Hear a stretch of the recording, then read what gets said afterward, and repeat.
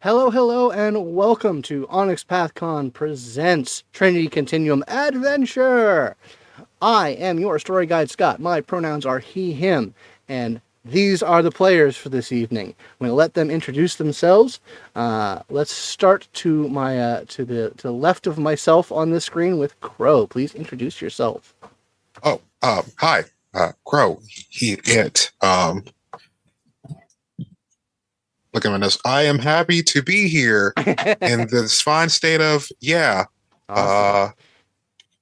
Uh, Awesome. All right, and we'll get to your character in a little bit, but now let's talk with Michael. My name's Michael. I also exist. Hello. Awesome. Allison.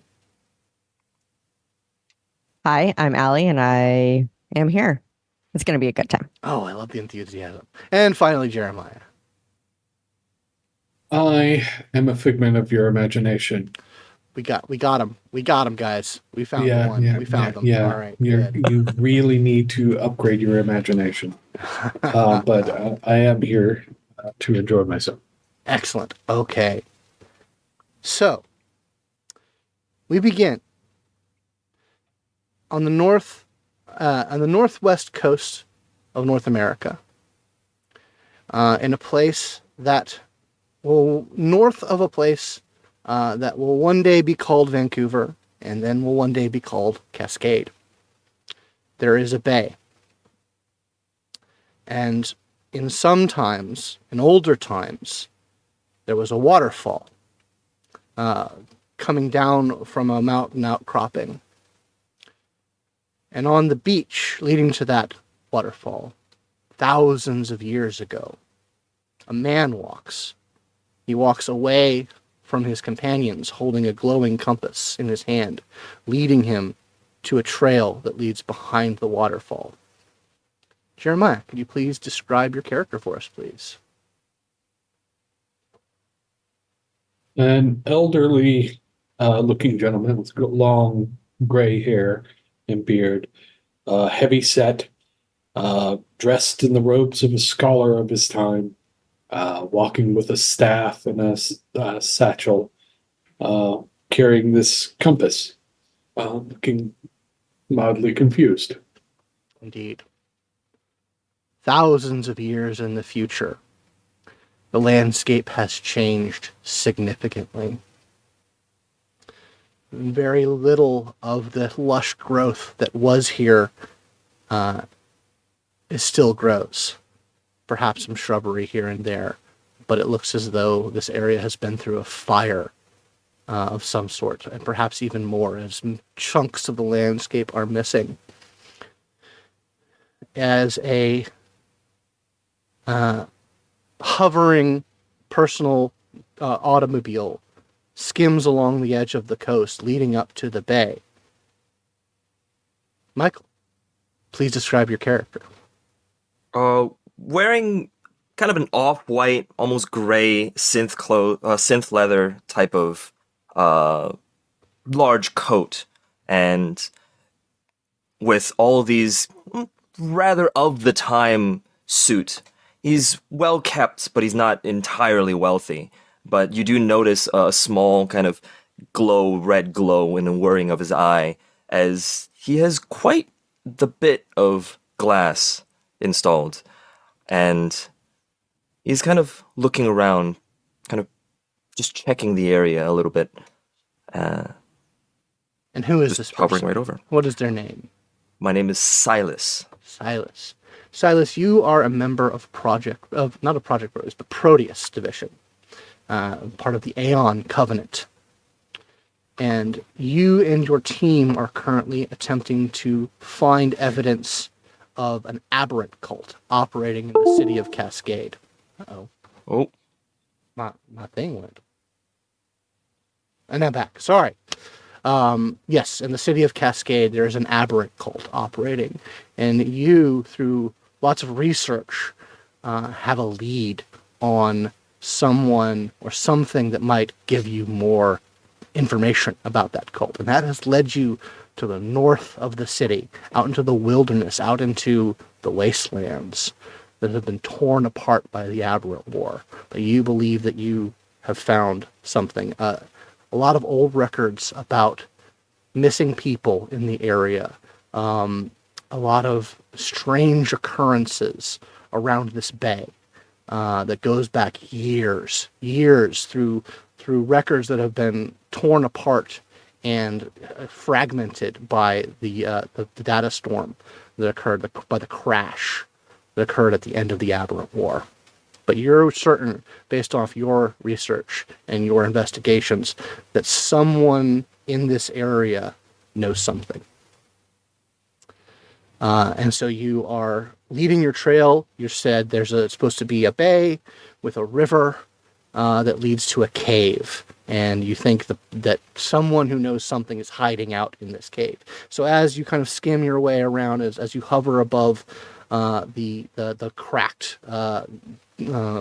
sand, some of it just has been burned to glass with nuclear fire of probably an aberrant at some point. You see the bay. You see it as per the description. You pull it up in your glass, the sort of fragmentary digital image of it. And so you see where the river empties into it. And you see maybe about a quarter of a mile, you zoom in, and you see the cave as it was described. Yeah, head straight for it. Straight for Almost it. a one-track mind type of deal. Awesome. Excuse me. Almost 100 years in the past, two figures are coming along the same coastline, the same bay. It does not look destroyed. It simply is far more eroded by time than it does in the future that we just saw. As I said, two figures are in a gas-powered boat coming up the coast. There's no road that leads to this bay. You are both members of Branch 9, sort of the government's official pan-government, several government cooperations, research and enforcement in these strange times here in the 30s, where all sorts of international tensions are rising up and strange occurrences here and there. You two are both looking for a member of your organization, someone who was working a case in Vancouver but went missing. Crow, please describe your character. Richard Johnson, very big, very tall. Looks like the black version of Colonel Armstrong from Full Metal Alchemist. Is wearing a shirt, suspenders, flat cap, all in black, but it looks way too dressed up. More like he's dressed up for like going to a certain occasion rather than like a covert mission. Mm-hmm. Decked out in what looks to be like some finger rings with some chains wrapped around it. And while he's supposed to be driving, he's not driving. He's just standing there, legs stretched out, and is just looking off into the distance without saying a word. And he's been like this for about 30 minutes. Okay. So the camera pans back to Allison, who I'm assuming is driving the boat, since Richard is not. Yeah. So Rachel is also very tall, probably in the realm of like 6'1", 6'2". She's a bit on the wiry side. Just a little thinner as a general rule. Like her chest isn't very broad. Her arms are pretty skinny. Her legs aren't super toned, but she's in shape enough to work for the government. She has dark hair, dark eyes. She generally wears dark colors. Right now, she's just wearing like a loose long sleeve shirt and just a pair of black pants. And she's driving the boat, also not talking because So no both need for being conversation. Very, very cool. Are you like, it's nighttime, so are you both wearing sunglasses? Tell me that you're both wearing sunglasses. Of course. Excellent. Absolutely. So yes, you guys are coming to the last known location of your colleague, to this bay, which is apparently known as Eagle Bay. And this is where he was. You land on the beach. You have very little information. It's very bare. You know, there's a river that's coming out of from the land out into the bay. What are you guys doing?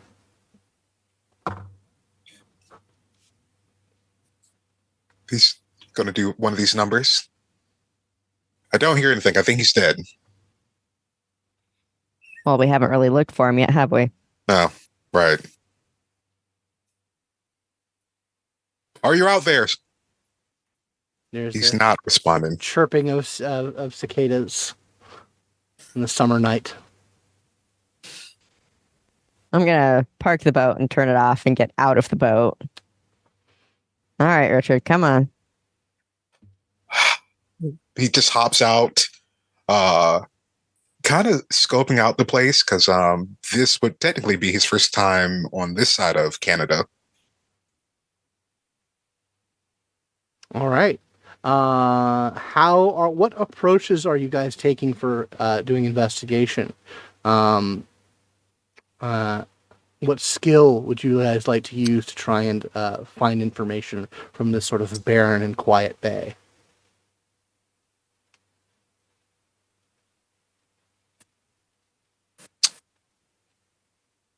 Probably survival for me. Okay. Go ahead and make me a survival roll. Probably either intellect, cunning would be the best way to go about that. And what about Rachel? That's probably what I would do too. There's nothing else skill wise that really fits. Okay. You guys can both make that roll as a teamwork roll. Just let me know how much total successes you both get.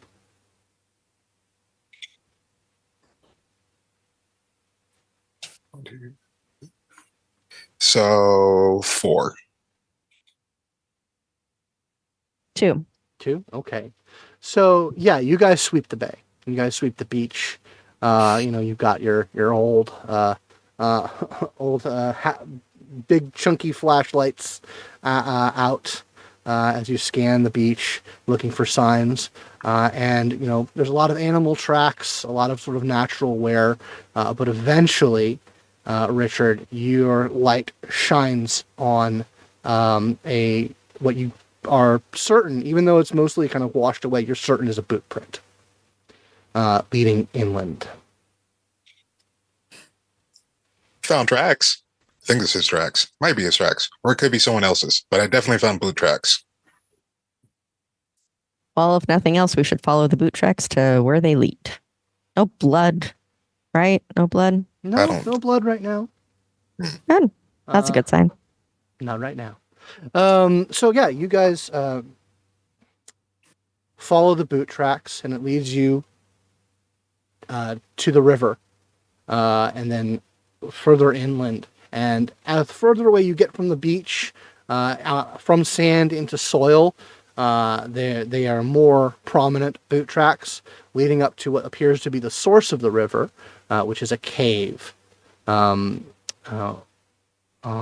out. It's about maybe 30 feet elevated off the ground. So it's more like a cave in a hill where the water is pouring out of, and the boot tracks lead up.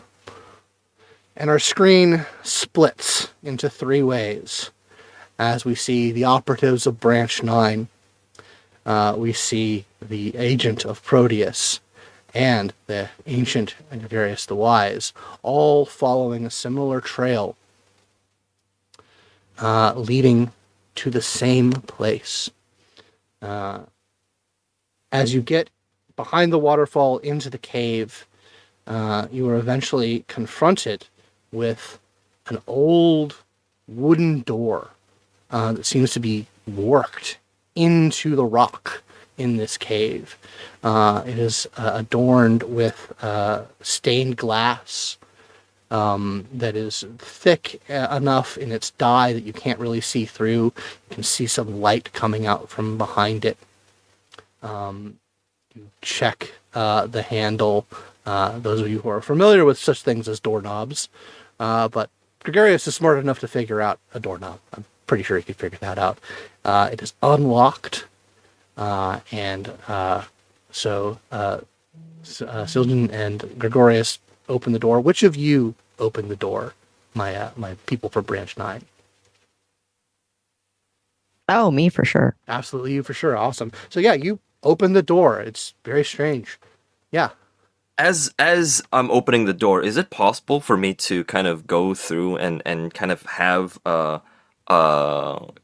some sort of digital interface to try to check what time period this door is? Because it's obviously not from my time period. Yeah, give me a humanities roll, and you can get your enhancement from your glass. You have a weak digital opnet signal out here. This is Okay. pretty much out in the boonies, but you still do have an opnet signal. Okay. That is one success. One success. Maybe early 19th century. Or sorry, early 20th century. Mm-hmm. Around maybe World Okay. War One times, but it's indistinct. So it's like I got like basically ballpark 100 years sort of type Yeah, of around thing. there. Yeah. Okay. All right, then yeah, I'll Silas is going to just open the door. Okay. So you all open the door, and in context that will make sense to some of you, you enter the lobby of a hotel.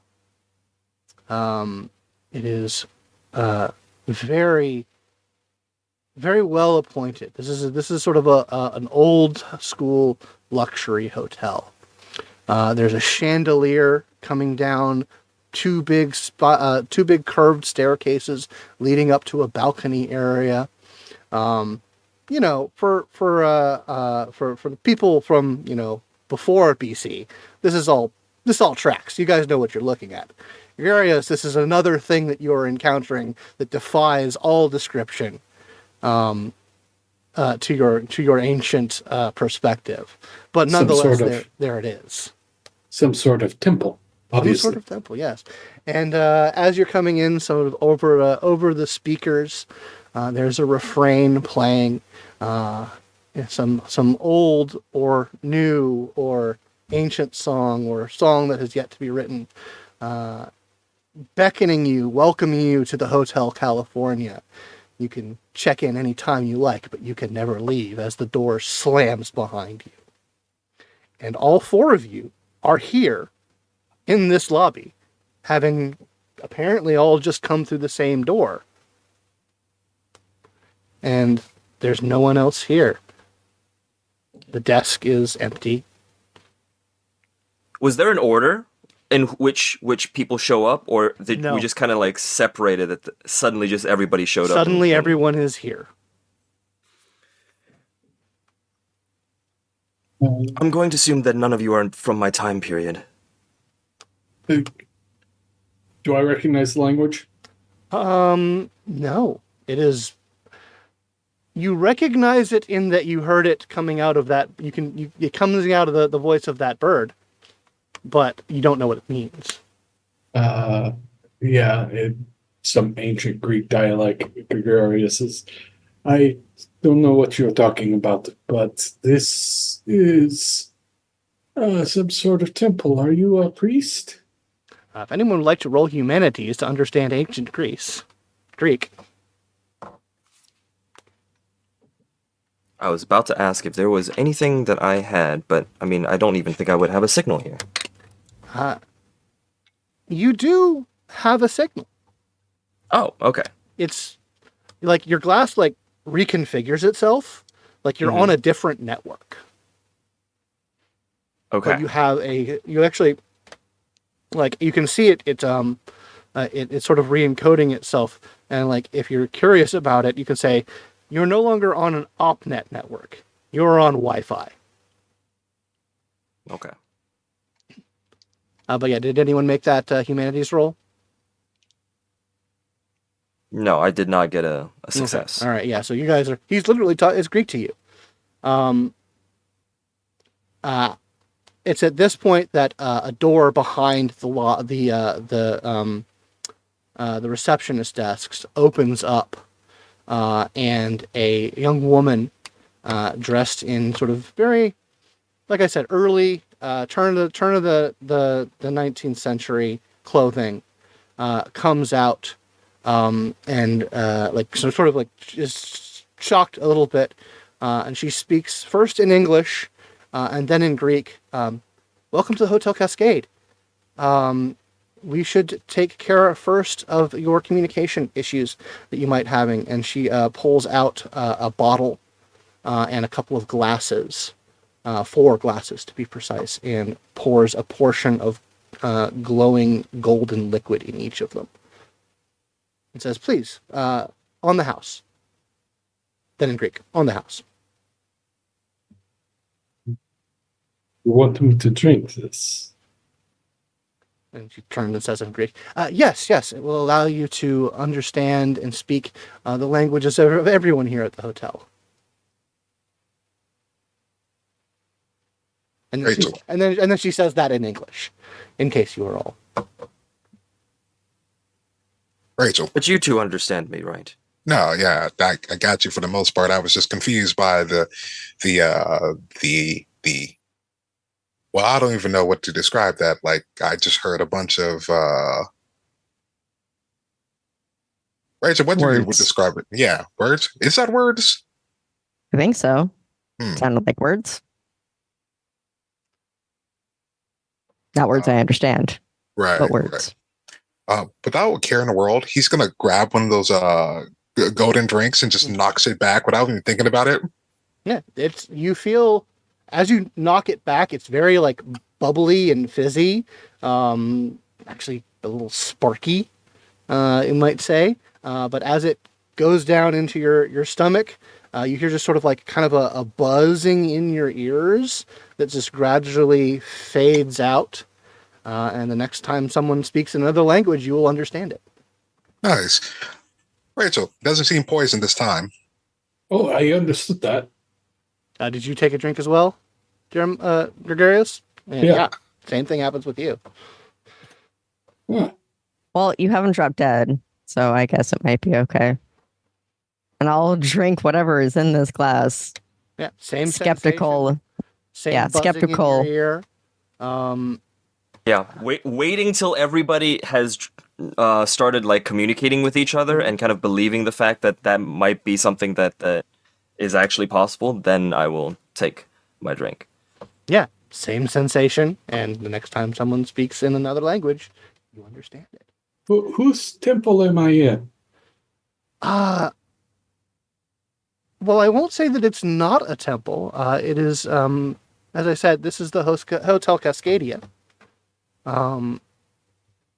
You may not understand it more of a large tavern. But there are places of worship here and there to various gods and divinities. Any god or divinity will probably have a chapel somewhere here in the hotel. Huh. By the way, now that we're all speaking the same language, as it were, my name is Molly, and I'm here to check you in. What time is it, Molly? Year. She kind of smiles and says, "You're a smart one, aren't you?" That's what I do. I'm amazing. That's a very hard question to ask. No time, no year, except the one you brought with you. So this realm exists outside the sight of Cronus? She kind of thinks for a second. Yes. Ah. Now, a word of warning. There are very few rules here. Simply because of the nature of the place, enforcement is... You'll see. But a guideline that I'd like to make you aware of. The more someone tells of their time from someone who came before, the less likely it is you'll ever be able to return to your own time. It's not a hard and fast rule. It's just something that we've recognized over time. People who talk a lot about where they come from, to people who have no frame of reference for the time that has passed, it becomes less likely that whatever is the governing factor of who can come and who can go, it leans it in the direction that you stay here forever. But just a word of caution. So I'll point at Gregaros and be like, so he's safe. We get very few visitors from his time. From your time. I don't want to speak as though you're not in the room, sir. No, not at all. So these are time travelers. That is one way to put it, yes. Ah, As are yourself. I suppose. I have been known to avoid the side of Kronos before, so why not? Uh, I'm Gregaris. Nice to meet you. Silas. Is this normal for any of the rest of you? Definitely not. Definitely not. Oh wait, so it's not normal for you either. Oh, thank goodness. Okay, I thought it was just me. I was feeling weird. I understood none of what anyone was saying at I all. don't She see smiles any and says, flames. It's very normal for me. There are lights with no flame. Deal with normality, and even then, She says, let's not talk about where we came from, but what are we here for? Why seek the door? let's see. She says, let's get you checked in, and I may or may not be able to guide you where you're answer your questions. And she says, He's staring at a light. it is. Poking it. It is amazing. It is the most amazing thing you've ever. Well, maybe not the most amazing thing you've ever seen, because a couple hours ago, slash thousands of years ago. But yeah, she says, who would like to check in first? I'll go. Well, then, okay. So she pulls out a binder from underneath the counter, starts opening it up, and says, yes, 1930s. And she says, okay, and she turns it around to you and slides it your way, and there's a line that has your name printed out already, and says, just signature here, and I won't say reason to visit, for lack of a better term, what you were looking for when you showed up here. Okay. And I'll sign the book and write down lost colleague. Do I have luggage that suddenly appeared? No, you don't have any luggage. Okay. It's just like you kind of look to your side, and she seems to be very intuitive because she's done this literally hundreds and hundreds of times, and says, like, in your accommodations there will be all manner of changes of clothes or other necessities. We try to take care of our guests here. And she says, she goes over to Richard and says, while I have the book, the book of your time here, would you like to sign in? Oh, of course, I'll sign anything All with my right. signature. Okay, yeah, it has your name printed out, and reason to visit. Yeah, just signs it. Okay. Yeah, she puts that away and says, okay, all right, well, we have an adjoining suite for the two of you in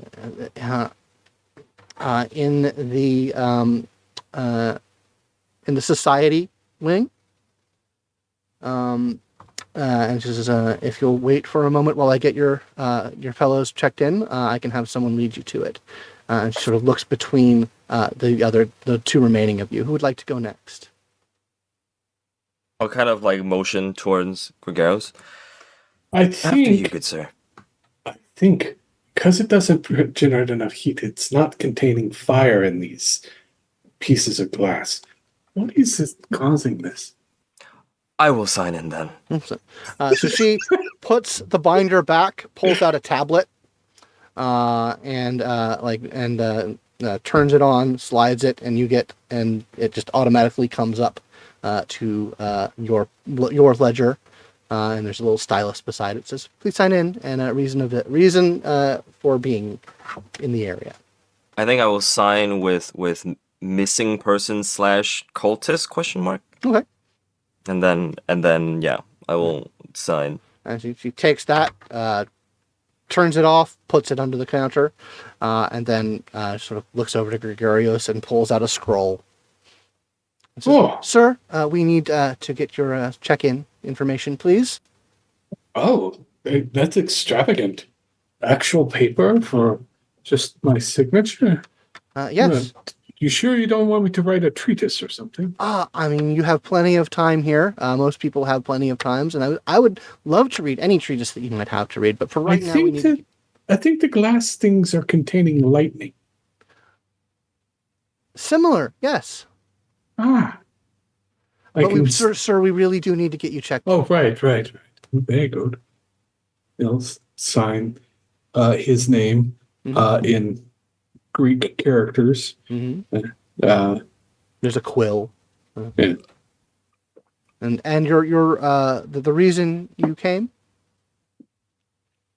He will write the Greek word for destiny. Ah, excellent. She blows on it to dry the ink, and rolls it up and puts it on. It's like, excellent. Okay. So we have a room for you. She turns to Siljan and says, we have a room for you in the Covenant Wing, and a room for you, Sir Grios, in the Lion Wing. Oh, Lion Society of the Lioness. Yes, I didn't realize they had a chapter here. Somebody has something to answer for. That's very strange. You may find several of some of your college members, yes, but it's rare for someone from so far back to show up here. So it may take some time to track them down. It is a very large hotel.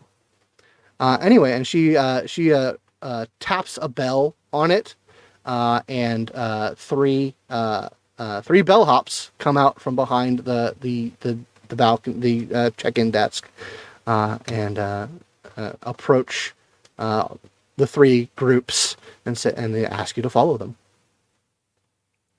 As I'm following them, can I use the said Wi-Fi to kind of see if there's any essentially welcoming information that shows up? Like I'm assuming I'm connected to whatever this realm is. Yeah, you're connected to your glass through that. It is such a slow connection. It is maddening. It's taking seconds for data to come up. Oh, God forbid. Instantaneously. Yeah. Yeah, you're following through it. As you're following them, as you sort of go down these various hallways that just seem to go forever, the decor shifts and changes, getting more and more modern as it goes, until you find yourself in a very familiar sort of surrounding of a modern Cascade hotel room, and with all the amenities. Actually, your speed goes up and up and up the more firmly you get into this area, and yeah, you're able to find sort of the welcome information. And it first presents to you very mundane. It is amenities. Here's where the pool is. Here are the various restaurants. Apparently there are. You keep scrolling and scrolling. You can find no end to the number of restaurants that are here, to the number of bars, to the number of meeting rooms and conference rooms. It just keeps going. And here's how you can reserve a conference room or a meeting hall or a private night at the bar. It's very much formatted like a very standard hotel. It's just the options seem to be near infinite. The two members of Branch 9, are you going to follow your bellhop? Yeah, but I'd like to use Danger Sense to see if there's something real strange going on here. When you kind of as you're following and you kind of open up your senses to, be more aware of danger, you get kind of a low buzz of this is a dangerous place. You don't sense any active danger, but this is not, you can tell that this is not the safe, warm, inviting place that it appears to be. But you sense no one trying to stab you right now. That's helpful. Richard, do you follow as well? Yeah. Unlike Rachel, who is probably the one who scouts out everything. Mm-hmm. Richard is probably putting on the moves, smiling, dashing good looks. Mm-hmm. the wide smile with like the shine Mhm. coming from the white teeth. And he's just kind of greeting folks like, "Hey, how you doing? Yeah. Looking good over there." Uh, Yeah. You do pass. You do occasionally pass people in the hallway, and much like before, but at a much more quick pace. The surroundings go from turn of the century to something more like the 1930s that you're accustomed with, and they lead you to two rooms that are adjoined to one another, but they're in individual rooms, and this is yep. There's a phone in each of the rooms. You can call the front desk or room service or anything that you might have questions about. We can set you up with that. Um, uh, and they kind of say, and if you need anything, just call, and we'll send someone by. So no outside calls. No, sorry, that's one of the very few services we cannot provide is calls outside. and he's just gonna flex a muscle. And what if I have to come and find one of you strapping young fellows We're everywhere. everywhere? Rachel, you see that? They got eyes everywhere. Well, we have to attend to the needs of our guests. Good to hear. And they hand you two brass keys, each a key. Do you have any needs before we let you settle in? Nope. Yeah, and it's two very nice luxury rooms. Siljan, your room is very nice as well, but in the modern sense of things, there are wardrobes in it. Gregarious, do you follow your bellhop? Oh, yes. And he will continually ask him questions. What questions are you asking? Like, well, so the wood form here is very smooth. What sort of resin are you using? And he will ask about where the marble is from for the floors and And 9 times out of 10, he gives you a very nice way of saying, "I don't know."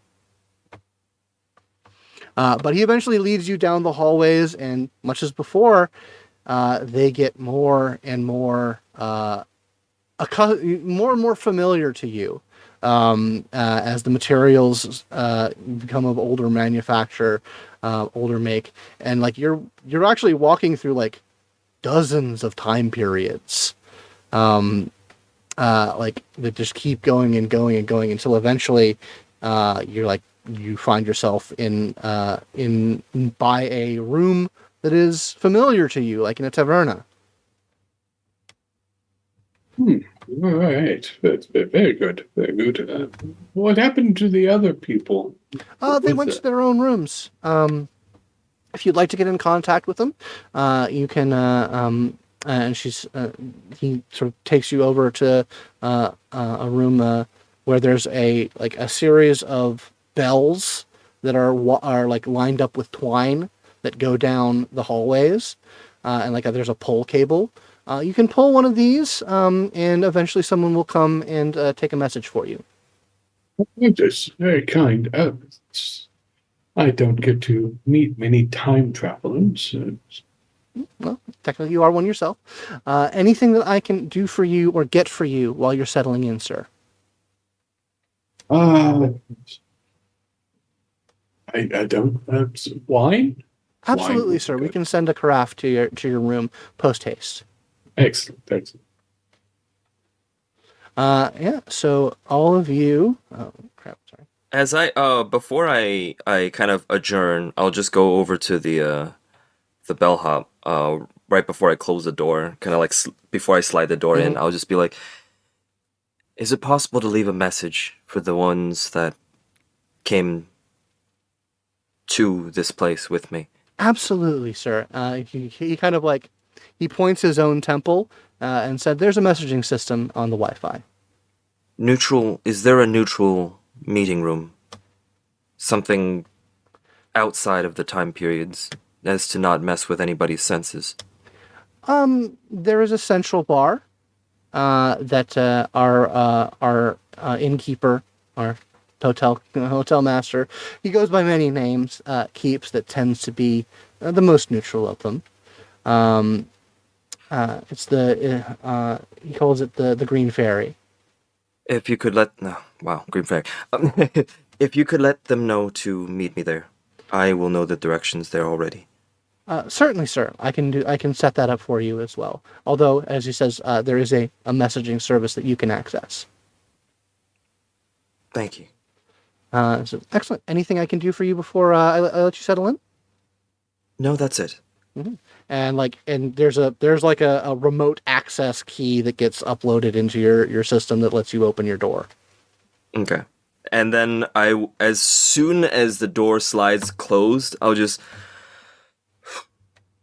kind of like breathe out a little bit and just immediately scan through everything and see if there's anything out of place in the room at all, or if it's everything is pristine of my time period. Yeah, give me a technology roll. Sounds good. Technology and do I use any sort of attribute for it? Cunning would probably be the best. Okay.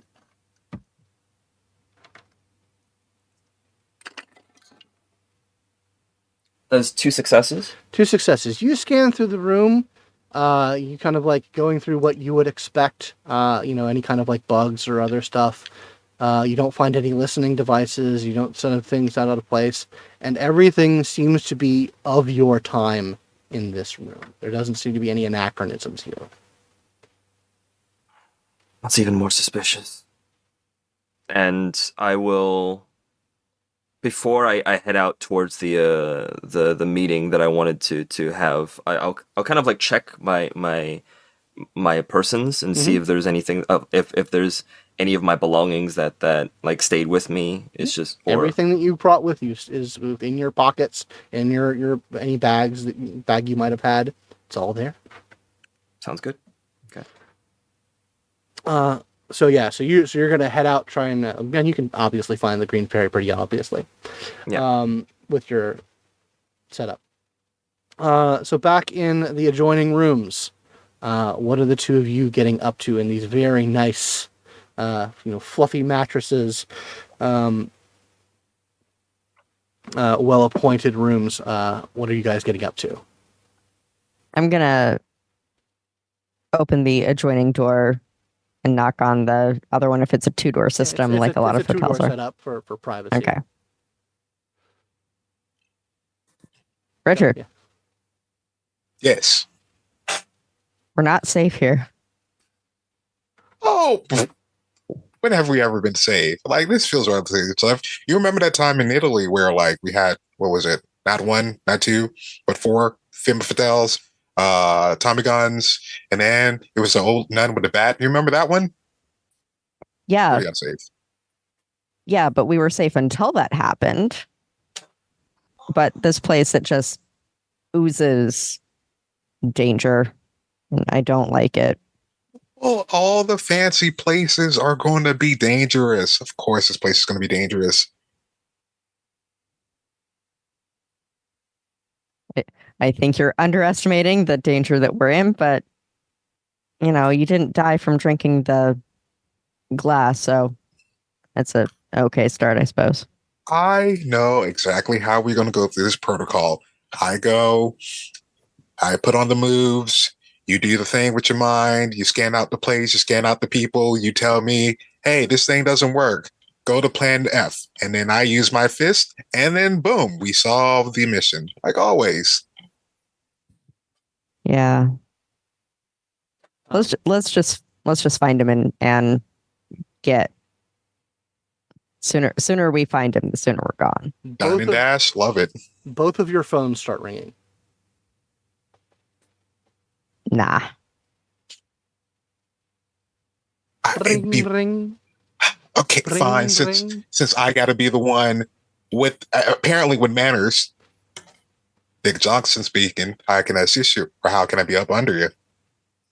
Hello, Mr. Johnson. I am delivering a message from Silas Jin. who Oh. is requesting a meeting at our central bar, the Green Fairy. You can find in your nightstand there is a booklet that has a map to the Green Fairy. Can I tell him that you will be meeting him for dinner? Oh, of course. Tell him it'd be me and a +1. The +1 is probably going to take their Bring, sweet time. bring, bring, bring. Still ringing in Nope. your room. Nope. I'm not answering that phone. Sweet time. Don't worry. Also, yeah, they probably don't want to call that room too often. You know, they get a little testy when you call them. Noted. The ringing Yeah. stops. I'll leave a message Fantastic. for them.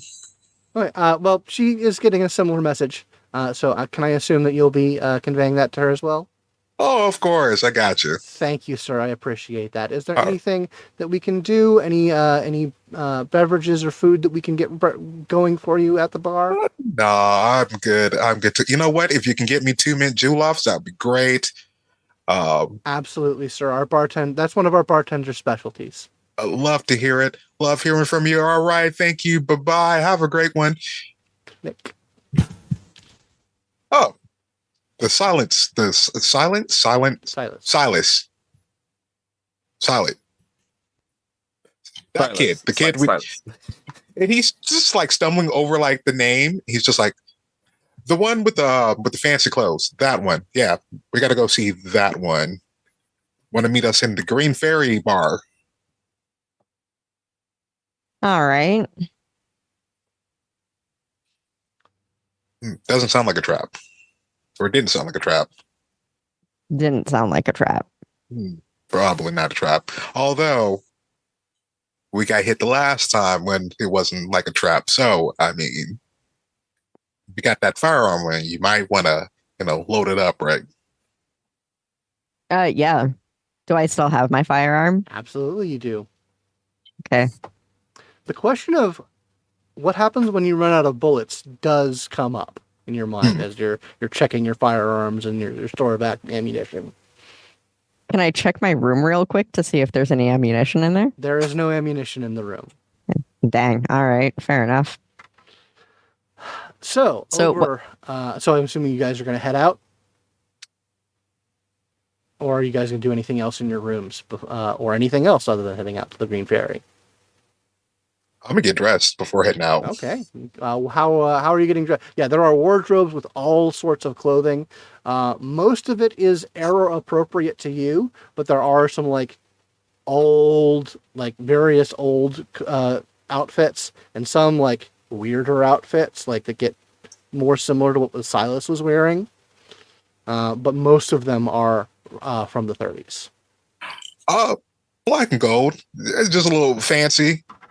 It just comes out, slides out. Mhm. I think I'm ready to go. What about Rachel? nope, not changing. Okay. So, several dozen hallways away, in the ancient sector, Gregarious. This is a very nice room. A lot of cushions. Sort of a central bed. There is a window to it that has a fresh breeze coming in, but it's kind of like a wooden mesh. That you can't quite make out what's at that window. But it is a very fresh, cool breeze coming in. And quicker than you might have think, an attendant knocks on your door carrying a carafe of wine. Excellent. It's good that you brought me my wine. I don't suppose you could answer questions for me. I can attempt to, sir. But before I do, he pulls out a folded piece of paper, and it says, Silas Jin has sent a message for you, sir. And you wrote it on paper? Yes, sir. We have a lot of paper. It's not a rarity here at the hotel. So labor intensive. Very well. It's a message asking you to meet at the Green Fairy, and it has a map, a drawn map from where you are to where that is. An adventure. He'll pour himself a glass of wine and continue. He'll walk down the hall, stick in one hand, wine in the other, and the little map wrapped in his hand around the stick, and just occasionally reference it as he walks towards it, drinking wine. And it seems like the attendant is also heading in that direction. So if you have any questions to ask her. Oh yes, the young person who was welcoming us when we came in, Miss Molly, yes. Miss Molly. Yes, the fabrics of her outfit seem very strange. Nothing like anything from Greece. Where were they made? I think most of our from her time period are out of Chicago.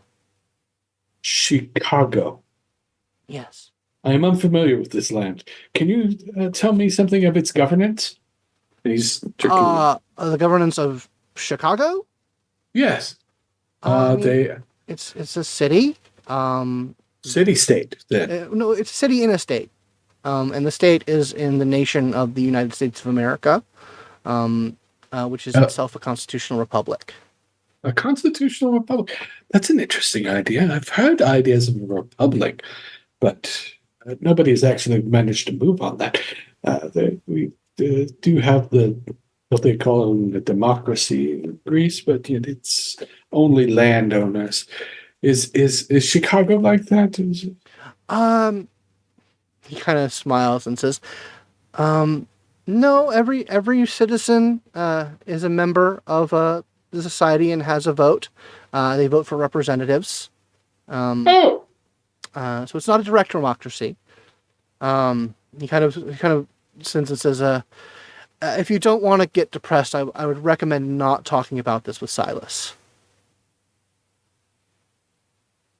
Things change." I see. Well, that's so. This United States of America. So it's a conglomeration, like a confederation of states, perhaps, like a sort of the Greek leagues. Similar, yes. And at this point, sir, I do, in all good conscience, I have to warn you to remind you that the more you inquire about the future, the less likely you will be able to return to your time if that's something you'd be interested in doing. But she said that only affected the ones from the future talking to the past. Where do you think I'm from, sir? Are you I'm not from your time, sir. right? But it affects the ones from the future. Was she also saying that it affects the ones Yes. from the past too? Oh, well, that's very. Still, it's a rare that somebody of my time. I have so much to catch up on. Yeah, your people, as I believe has may have been told to you, people from your time are fairly rare here at the hotel. But we are getting close to the bar, sir, and they lead you in, and one after another, you all enter into this very large and very populated bar that has many, many tables, many sidebars, but sort of in the center of the room, this like very large, grand, like turn of the century style bar that has just behind it is just like an astounding array of bottles and carafes and other things that hold beverages. You can smell all these different smells on the air as various like plates of food are bought by wait staff to various different tables and booths and everywhere. And you see maybe about 100 people in this room all told. And some of them are wearing clothes similar to yourselves. Some of them are wearing completely different clothes. Some of them have odd skin tones to them, like not the standard fare, but like kind of like greenish or like animal fur. A handful of them have that sort of thing, looking very strange and very not human looking.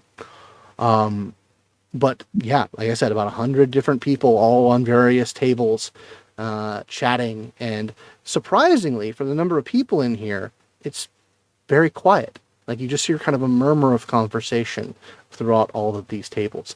And you all come from 3 different directions, but you're able to spot each other. as a member of the wait staff approaches you and says, "We have a table ready for your parties." Like each says that to each of you, and motions their way to a table. As soon as I sit down, I'll just be like, absinthe. Right away, Yes. sir. Diluted or undiluted? Diluted, please. Sugar? Yes. The standard. Excellent, sir. And they go off to the bar. And like your waiters look to you to see if you have any drink orders.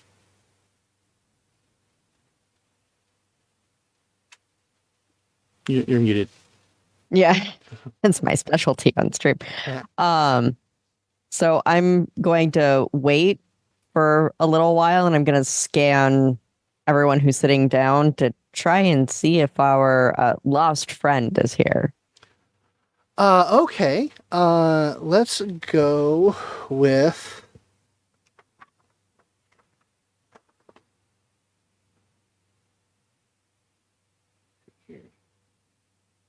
Would it be cheap for me to use photographic memory? I'll know exactly what he looks like. Yeah, no, that'll give you the enhancement for that. But we're gonna make a culture roll for that.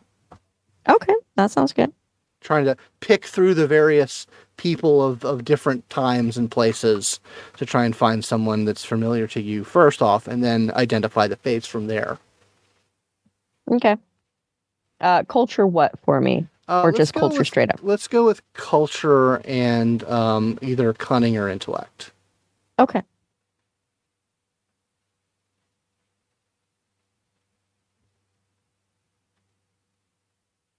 Okay, 4 successes. 4 successes. Of the 100 people here, you clock maybe about 15 people who sort of match your time period. You spend a little bit of time just like waiting for the right moment to get their face. But like you sort of catalog, and you categorically can say he's not in this room. Alrighty. And at that point, I'll sit down and I'll lean over to Richard. He's not here. That's a problem. When they, yeah. Do either of you get to order a drink or food or anything of that nature from the waiters who are waiting for you? No, go ahead. First. I'll order an old fashioned. Absolutely. Like they ask you like your whiskey preferences, bitters preferences, like how do you make it, or you just want the house to make it? Just the house. Excellent. Our bartender makes a fantastic old fashioned. It's one of his specialties. I already had like 2 mint julavs kind of waiting yes, for sir. me. Yes, sir. I see that here. Absolutely. We'll be bringing those to you shortly. Another one of our bartender specialties. While that's going on, I'm going to see if I can do this correctly. Throw up outsized personality. Okay. Basically, I'm just kind of changing the atmosphere because I know my colleague has told me that this is a dangerous situation. I am going to make it so that like the room loves us, or at least loves me enough not to like cause us a bunch of problems. Okay. Yeah. Like you get a couple of people start like looking over your way. You get kind of a waves, some winks coming your direction. And you know, this room is all smiles coming your way. See, And the Gregoros, the waiter, says, "Sir, would you like another glass of wine? Perhaps some food?" I think I would like.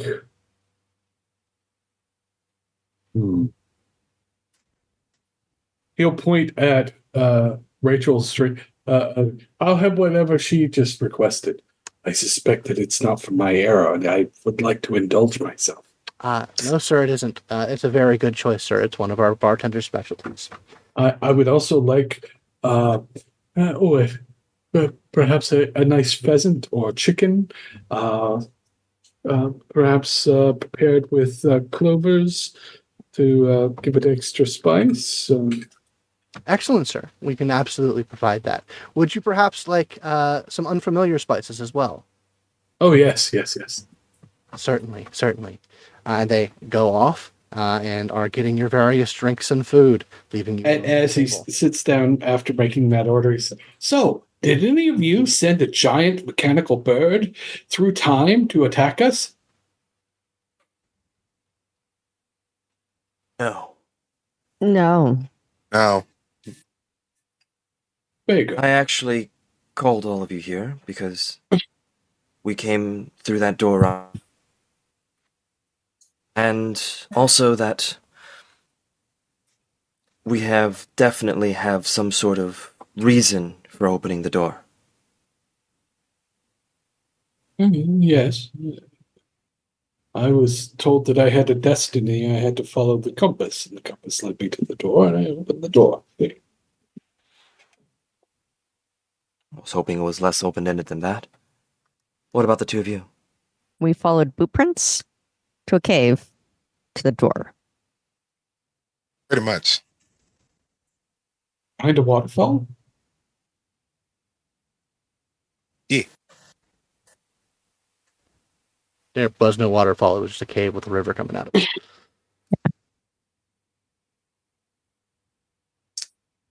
I'm here looking for missing persons. There's foul Yeah. play. And, well, this is more foul than I expected. Well, I don't know if we would count as foul. We've certainly been removed from linearity, so obviously we are capable of changing our own destinies from here, I suppose, but I think that might be a problem for when we return to our times. If we return to our times. Okay, all right. Before we get into like the dourness, all right, because I'm getting a sense of like doom and gloom, and moving his hand towards silence. I'm getting doom and gloom here, and lost child here over to Gregorius. I think we just, let's send her back. All right. You're looking for someone. We're looking for someone. You're looking apparently for yourself on a self-indulgent adventure of No, I fulfillment. was given a mission to seek out my destiny. I was just following the compass. Exactly. So I feel like we're all here to find something. And I feel like the faster we all find it, the quicker we can leave. I figured it was something related to the giant bird. Do you still have the compass? Yeah. Seems so, yeah. Pulls it out. It is. This is a very old, fragile-looking, like pressed out of bronze compass. It is no longer glowing, and its point is just spinning very slowly around in a very sort of deliberate pace. So not pointing to anything in particular, just sort of moving in a circle. I think your compass broken. It's not pointing north. I would like you to identify for me what direction north is in here. Hold on for a second. I know the answer. He still leans over. Rachel, which way is north? I have direction sense. Which way's north? That concept does not map. Oh, good. I have a feeling Like that... you kind of think about it for a little bit, and like you sort of map in your head like the hallways that you got down, and like you were able to form an orientation. And it certainly seems like you're in the central place. You're in the central room of this place. So that might be a good concept for north. This room in particular. So this room is the center of the compass. I have a feeling that north is wherever we move. We were removed from time. It's entirely possible that our normal understandings of space wouldn't apply here. Absolutely. Has my drink arrived yet? As you think of that, a waiter with a heavily laden tray comes up, puts the drinks down, puts a big plate of like 3 different chickens that has just real good smells coming off of it. Perhaps I can help you find these people you're looking for. I wasn't looking for anyone in particular, but I'm good at solving mysteries. Okay. I'm going to chug that old fashioned and put it back on the tray before the waiter is gone. It is Another, please. perfect. Smoky. Like Yeah. platonic ideal of old fashioned. Yeah, absolutely. Uh, It's gone, and I need another one. Just, absolutely, sir. Sorry, ma'am. And again, does anyone else would like another drink? Perhaps some more food before I go back? Like very slowly sipping on the absinthe and just. Yeah. Old Parisian style. Perfect balance Exactly. of wormwood and perfectly mixed and diluted. Drinking a liquid licorice stick. Mm-hmm. Essentially, yes. Yeah. Just sucking on that star anise.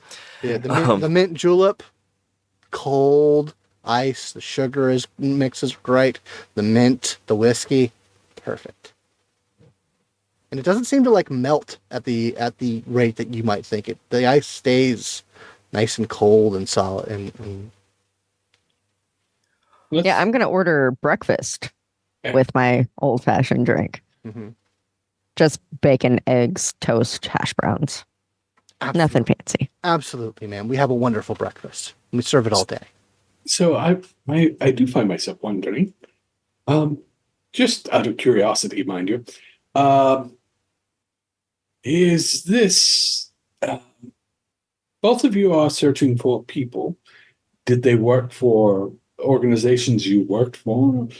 Different colleges?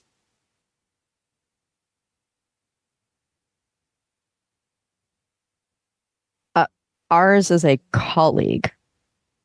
So someone that we work with regularly. Mine are victims, essentially. Oh, well, that's terrible. Sorry to hear that. Part of the job. Yes, but that shouldn't make it something that you don't. I can express sympathy even if it is part of the job. I suppose. What's the Back to name the of our matter. missing colleague? The name of your missing colleague is a man by the name of Jack Paxton.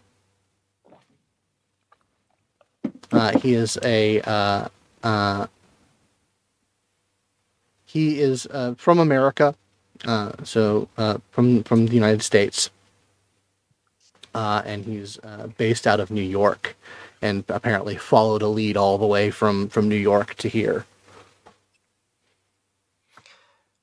But back to the matter at hand. Everything is too perfect. From my end, at least. And my understanding. I'm not sure if it's the same way for all of you. That everything is replicated exactly the way it should be. But that brings more questions than it solves them. I suppose it's once we're dead. Elysian Fields. Well, it's supposed to be something of a paradise. This place is pleasant enough. Matches our expectations. Are we dead? I'll just like look over at Richard with his finger over. I'm like, I'm not going to answer that. So, Normally I would be the one to humor it. Because plenty of missions. The last one in what was that? What the one with all the snow? Rachel, you remember that one? The one with the snow? Paris. Paris. Yeah. So we've been in a couple of scraps where the Elysian Fields or death or what have you. But Wait, you met with Paris, the fellow involved in the Trojan War? no, No, the city. the city. Also Paris, the burlesque owner of the Halter Skelter. We don't have to talk about that. We don't have to talk about that when we bust up that mission. But no, we're not dead. How do you know? I still got a pulse. don't feel dead. The next person who takes a sip of their drink will just, as the napkin that's underneath it comes up, you notice it's embroidered, like it has an embroidered script that says, it has the phrase, "You can check out anytime you like, but you can never leave." Oh, Which is the same lyric that played as you entered. And it seems to be on all of them. It seems sort of be like a motto of the place. And I would assume that I'm literally the only one that's ever heard the song before. You're the only person who has ever heard the song Hotel California. If that's a thing your character would have heard. Yeah, I would say so. It's a pretty Enigmas classic jam. Yeah, it's pretty classic. I'll just, as soon as I see that, and just go, well, we're definitely not dead, if this is the case. Why? I'll kind of flip over. This is a play on words. Checking out is a play on potentially passing away. And also, in these types of establishments, I would assume taverns or whatnot of your age would have some system of going in and going out. Usually you just walk in and walk out. Well, it's a little bit more complicated later on. Sounds like it. The fellow I was talking to mentioned a United States. Sounds like a Greek league of some sort. We don't have to get into that. And I'll just kind of look over to Rachel and Richards. We definitely don't have to get into that. Nah, that's a lot longer of a Yeah. story of history. yep. Well,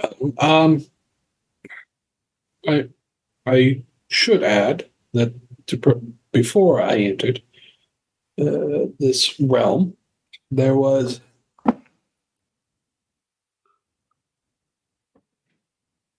pardon me, I got the sneezes.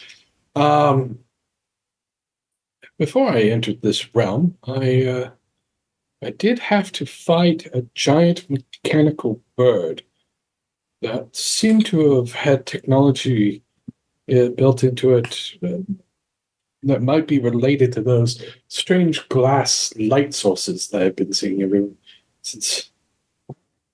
Wait. I think I understand this.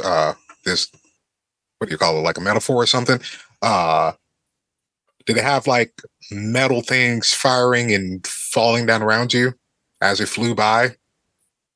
Oh, it had arms sticking out that held these strange implements that made loud noises, and I could see impacts in different places.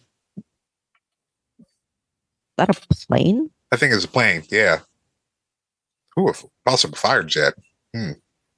Fighter plane. You know the Doesn't things. sound like a blimp. No, not a blimp. These arms, Grigeros, did they move? Yes, Might not separate from the wings. Might not be a It had plane or a airplane. strange symbol, like on a hat that was sitting on it. Could you draw that symbol? And I'll just kind of flip over the napkin again and see if... Certainly, and he will write out what it said on the hat. And I'm going to have to say it now. Yep. You made me say it. It's not really a symbol. And I like, as you're writing out the words, Gregarios, you understand their meaning, but you're able to remember it. It is the phrase, kind of in block letters, "Make America Great Again."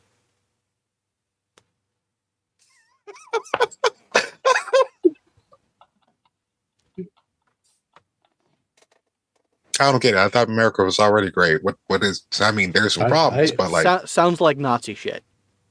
I will just take the napkin and just flip it back to the other side and just kind of slide it into the center of the table. Anyways, oh, it's one of those situations. I got you. What? This America.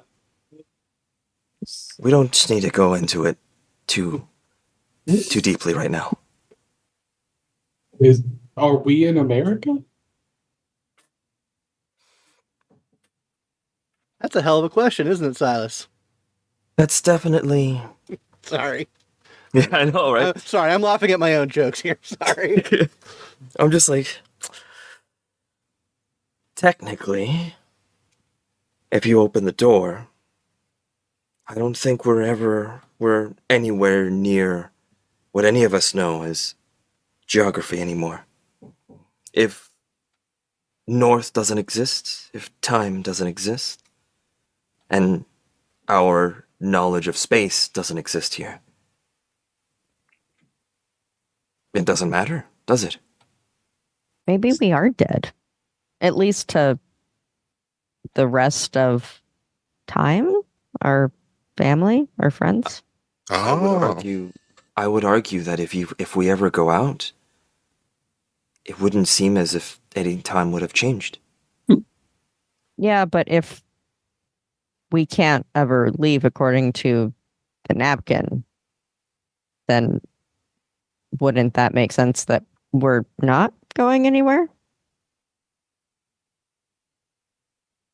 Are you It's at this retreating to time that? that another waiter comes up, with a big tray with breakfast food, like a full spread that would feed everybody, and glasses of water and orange juice and milk. You know, I don't. Yeah, milk maybe. Orange juice probably not for some of you. And there is a note that comes with it, and the waiter says, "The bartender has sent you has sent a note for your table." oh, Uh, oh. But before you go, uh, a good friend of mine, I probably got a little too tipsy, a little too drunk. Named by the name of Jack Paxton. Would you be able to send him a message for me? Give me an empathy roll. Empathy, bro. Do I have? Let me see if I have empathy. Um, I don't have empathy. Just roll cunning. Just roll cunning. Okay.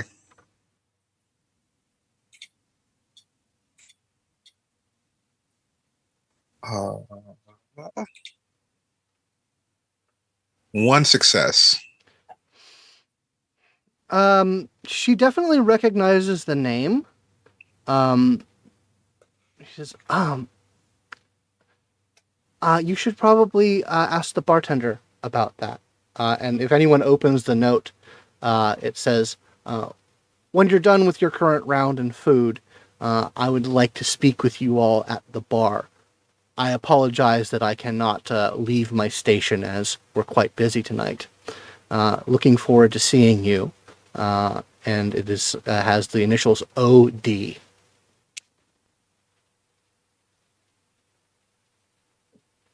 So whoever picks that up can like pass it around or whatever. I'll pick it up. Pass it to hold out for Rachel to look at, and then pass it over to Silas. Well, whenever you're ready, then. I assume it'd be easier if we're all there together. Yeah, he did request all of you to meet him at the bar. Yes. Okay. I'm going to eat first, Of course. and then we can go. Good. I'll just kind of lean into the chair a little bit more, kind of like take in the comfiness. I would say it is probably maximum comfiness of the chair when I lean in. It is. It's not the type of chair that they make at a restaurant where they want you to leave as soon as possible. It is an actual comfortable chair. I would assume that this material probably doesn't even exist in my time anymore. Probably not anymore. Like this is like an actual like leather and like stuffed chair. It's not synthesized or anything like that. It just has this. It feels real, more real. But anyway, as the meal is finished, and as everyone else maybe has some drinks that are going to be ordered to be at the bar, we are going to take a short break and come back as the group moves to the bar here at the Hotel Cascadia. See you in a moment.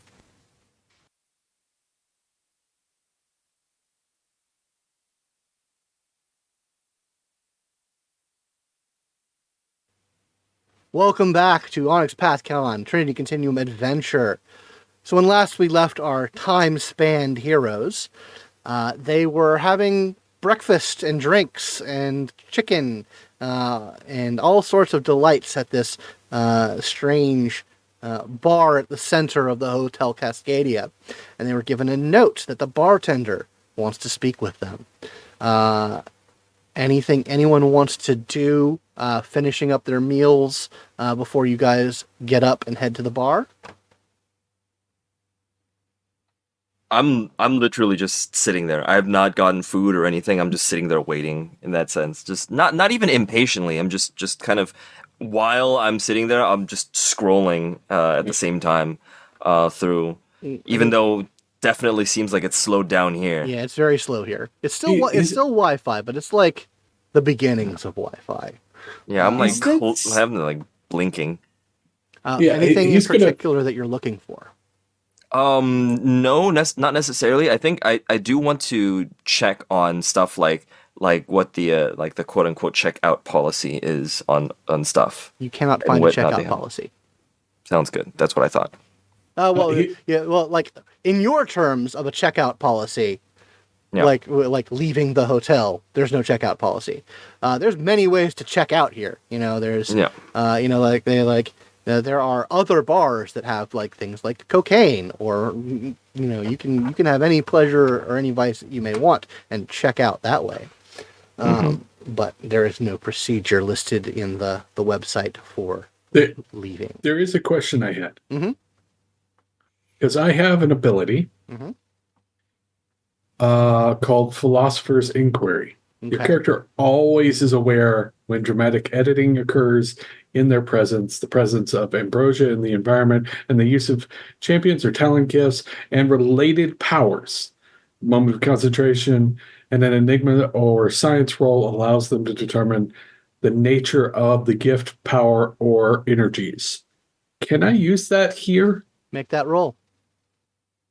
Yay! There is a there's a level 4 complication on that roll. Okay, so I have to do well. All right. Got it. Good. I might be able to do that. It's a big pull for me. That's not bad. I've got 3, 4, and I get to reroll 1. 5, and I get to reroll it again. 5. Okay. So you can succeed at the roll with 5 hits, or you can buy off the complication and succeed with 1 hit. So where do you want those successes? Like, you can either get 5 successes on this roll, Right. or 1 success and buy off the complication. But you can't. To get those You 5 put- successes, you'd have to not buy off the complication. I think he'll buy off the complication. Okay. You power through a extremely brief but very intense headache as you kind of try and sort out the causality and the the nature of cause and effect and the flow of time.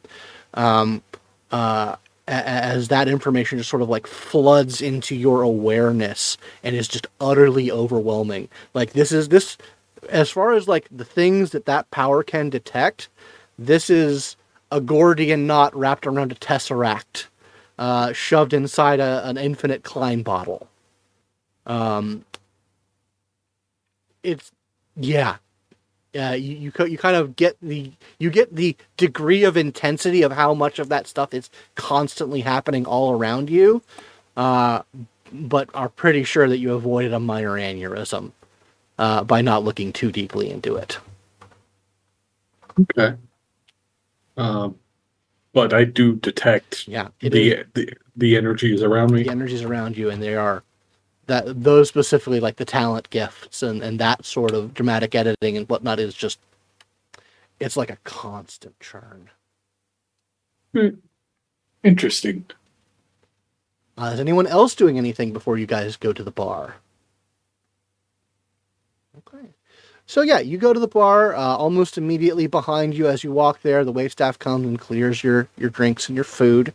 Replaces the tablecloth, and you sort of make your way, weaving through the various tables up to this massive, like big. It's a big circular bar. Like it is it's not like a straight bar, but it's like a circular bar in the center of it, and this tower of bottles in the center of it.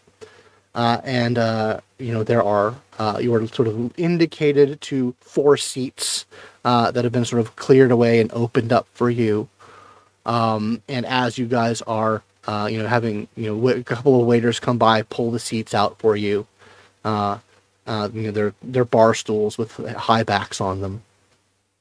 And as you guys are getting situated, you guys see coming around like the curve of the bar, is a very well-dressed, very large in stature man who has, he's very stocky, very muscular built, wearing like pristine, like bartender waitstaff of like turn of the century style. He has a short beard. It looks like he's got a very respectable mix of gray and like fiery red in his beard and in his hair. And he is, he has got a bottle in one hand and a rag in the other. And he sort of immediately sets the bottle down.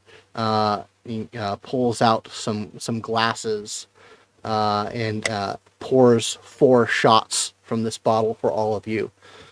He says, "From the family reserve." He says, Yeah, I'll try it. I've had 2 drinks. What's one more? absolutely smooth as fire.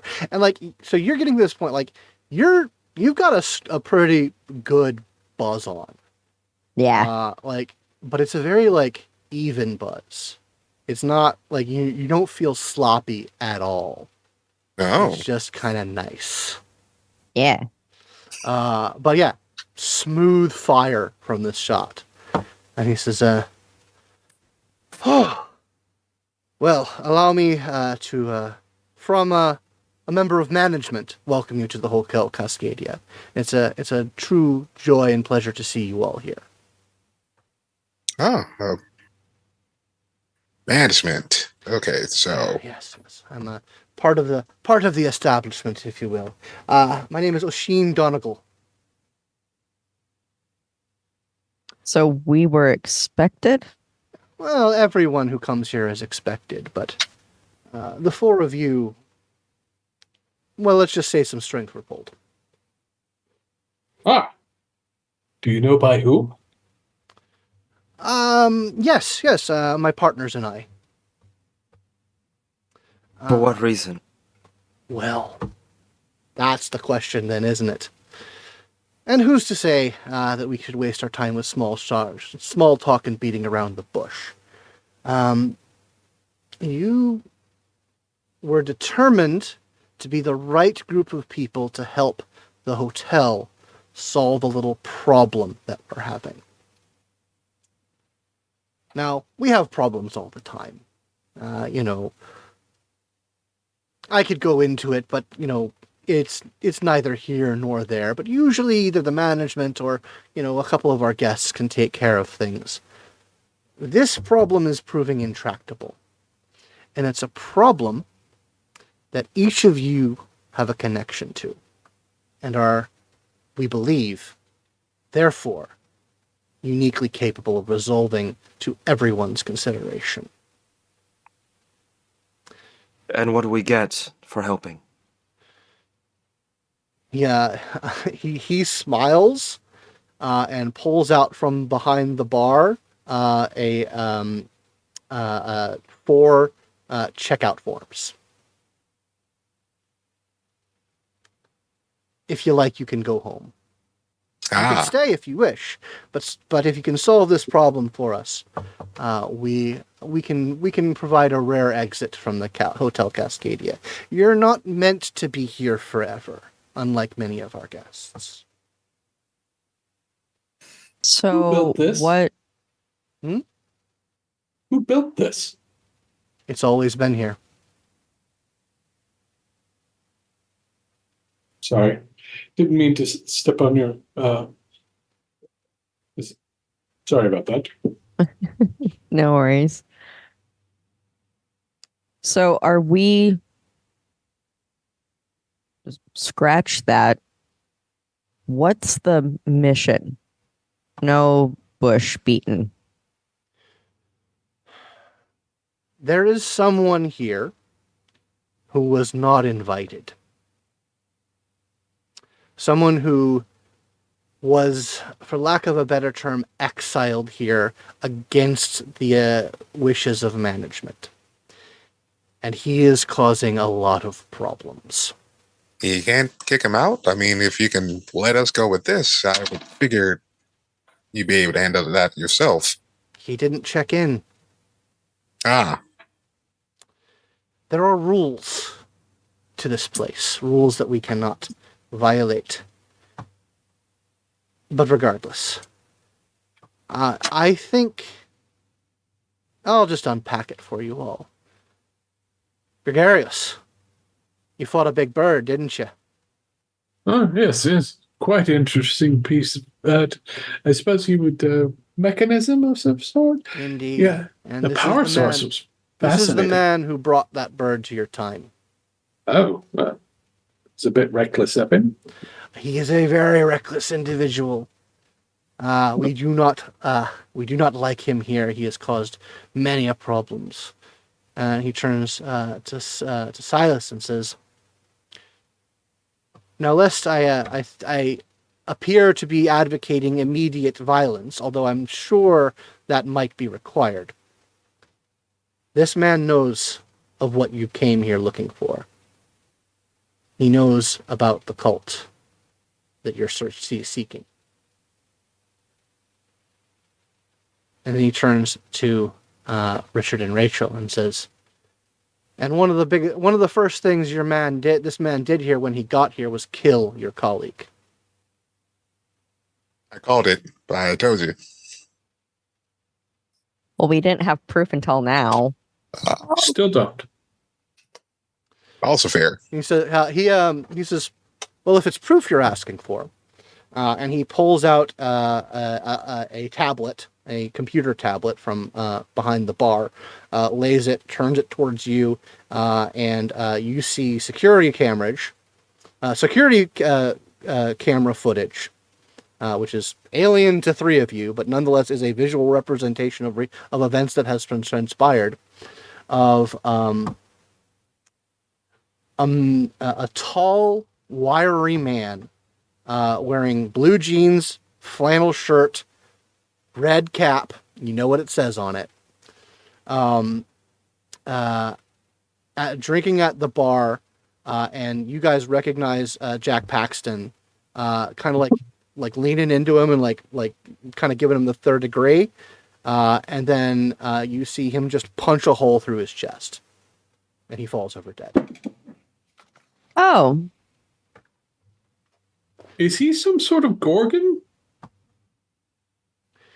He says, "The technical term is Nova."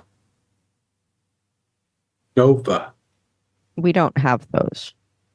He says, That a means new. a more evolved version of what you would call stalwarts. Ah. Ah, And he turns to you, Silas, is like, "And I'm sure you have a word for it as well."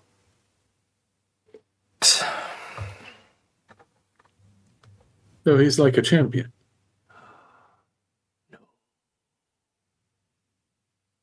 No, I'm pretty sure He champions is- don't punch holes in chests. What he is, above all else, above all taxonomy, is a son of a bitch who needs to go.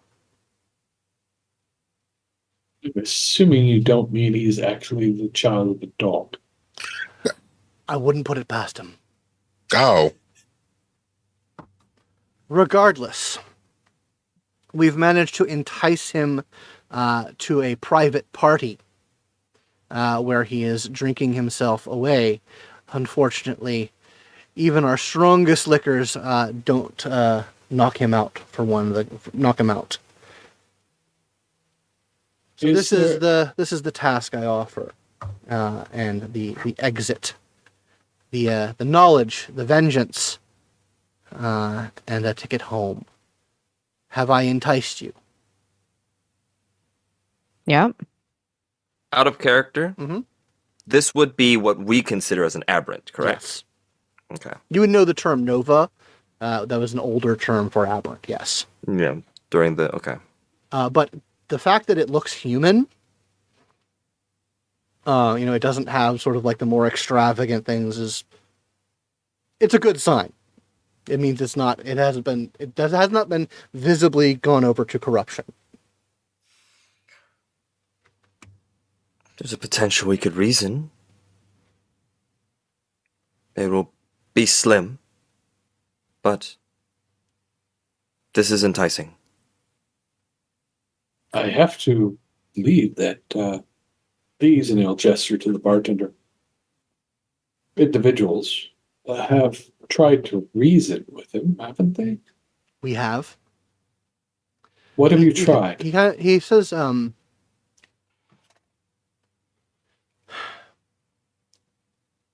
me say it this way. This man does have a name. He doesn't use it anymore. He calls himself the Nationalist.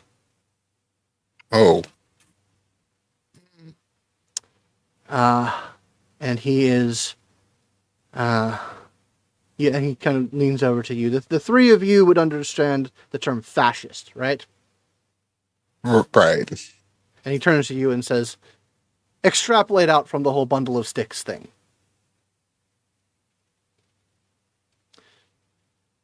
And he also points to you and says, another thing in your favor, I think he might very well respect you, Gregarious, for what you are. Why?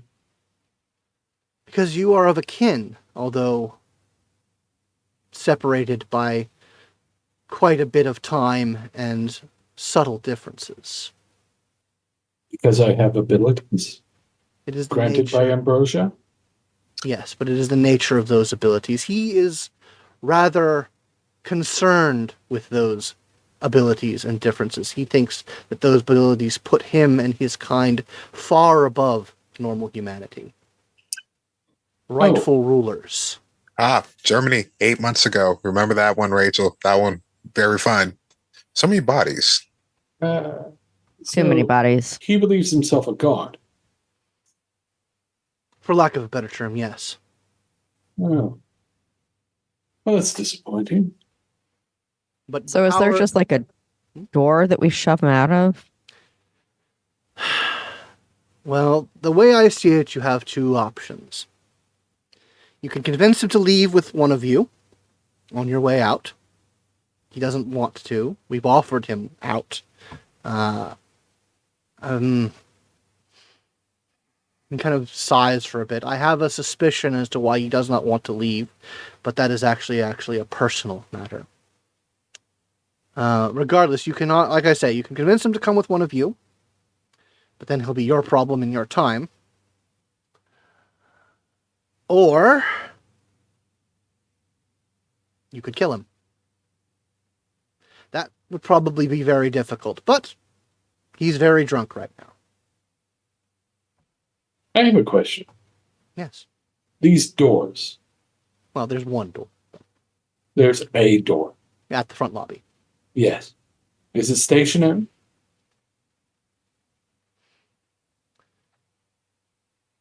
It always leads to the bay. Is it stationary in here? Relatively so, yes.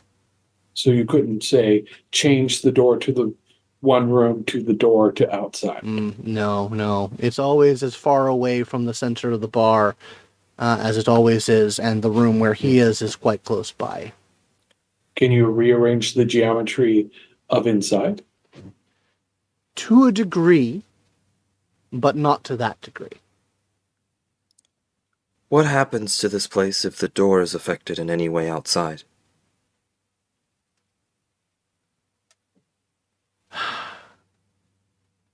Nothing internal.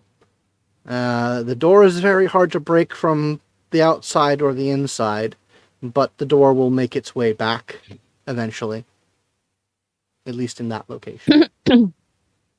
It's something of a constant in the universe. Well, I So feel he's like really it's in our drunk? best interest. At the moment, he's really drunk, and we're keeping him that way. But his constitution is considerable. I can help with that. Would some you all seem more familiar with this sort of thing? Uh, uh, we have creatures not unlike this in our time. Some of them have weaknesses. Most can't be poisoned really that well, but maybe there's something we can try that isn't a normal poison. We can provide many such things. Yeah, he turns to a bar hop and says, let's go with the old strychnine cyanide arsenic combo. And he was like, I'll go get it from the cellar.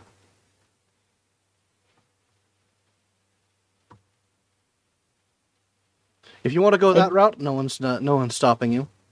I'm not fond of killing, but I also don't want to drag this creature to my time or have him be dragged to either of theirs. Questions to ask them before any of this happens. Before is an interesting concept, isn't it? Quite. Regardless. That's the offer on the table, my friends. Well, I would say time's wasting, but that doesn't really We could happen always here get him either. drunk again if you guys want to take some time. But he might No. cause some more damage. I mean,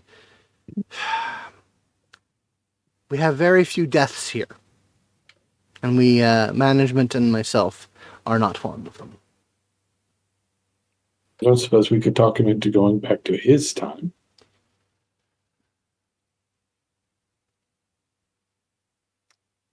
You could try. Feeling I know. He's been offered, but the I have a person feeling who I know sent why. him away is still there. Oh. If anyone would like an empathy roll.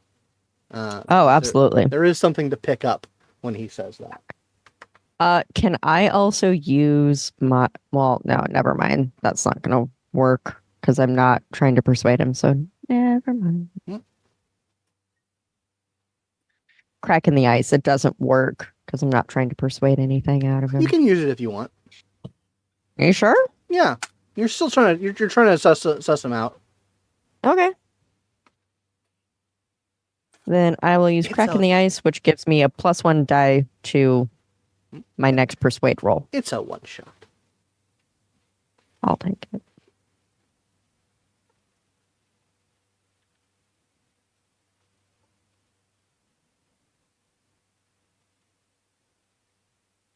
I have 2 10s, and I have another 10. I have another 10. 8. So, with an 8, you detect and put together a few things. The way he said, when he's talking about this person, who this other person has an adversarial relationship with, he's holding a lot back. There's clearly a personal relationship with that person. You also remember his name, Oisin Donegal. You know a Donegal. You know of a Donegal. Michael Damon Donegal of the Aeon Society, Dr. Primoris.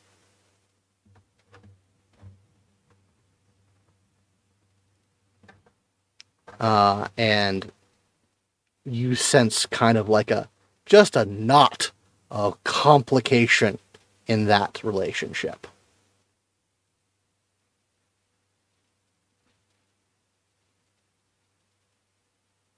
What aren't you telling us? I'm not telling you a great many things. All right. What aren't you telling us that's more important about this person who banished this individual?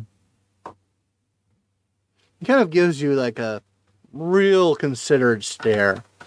And he says, well, not that I'm inclined to share personal information, but if it will grease the wheels of getting this done, he's my son. Oh, Oh. Oh.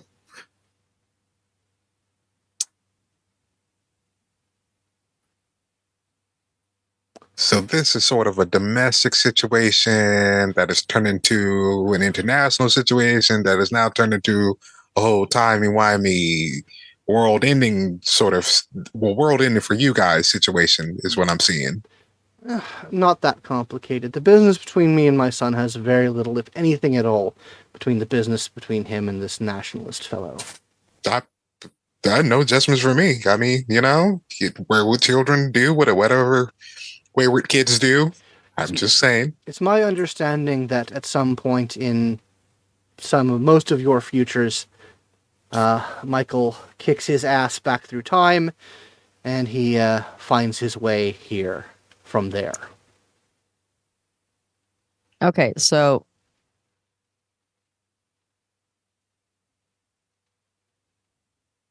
And it was I mean, his Richard, bird. we've heard. I understand he was riding his bird at the time, yes. Ah, Right. It's not the first hit we've done, Richard. I mean, I make them tired, and you finish them off. We've done that many times. of course. And if he's real hammered, it might be easy. Yeah. And not that this is directly pertinent to things. I just want to bring it up for context. Silas, the cult in particular that you're tracking is known as the Divisians. Worshippers of Divis Mall. Just throwing that out there. Okay. I will just almost relaying that information. I was just, so you say that this person, this nationalist has connections, or at least has knowledge of the worshippers of Divis Mall, then? Yes, they are not. It's not a friendly relationship. I understand he tried to join or muscle in on my son's organization, and it went poorly. Gregarious, you remember that young man saying that the evil man was sobbing, Maul, Maul, back when he was taking food from his village. all right then. So, Says yes, he will. I am certain he will know of the group that you seek in your time. Something valuable. But either Well, way, he's gotta go. that's enough for me to interrogate him. Is any of that enough for you to? Oh, Get rid we of him? got you. Yeah. I mean, if nothing else, I can make him real sleepy Yeah. and confused. nice. Well, also, I would feel bad about abandoning you in this time. You seem very sad all the time. You need help. A lot more others that need help, more than me. Apparently. But let's go deal with this fellow. Maybe I can talk him into going back to his own time. Maybe. And if not, I'll make him really sleepy. Okay. All right. He says, he pulls out a card that has like a room number and a printed map, and says, "We've sloughed him off to the to our trying to think of a good clever name for this room, like a hotel name.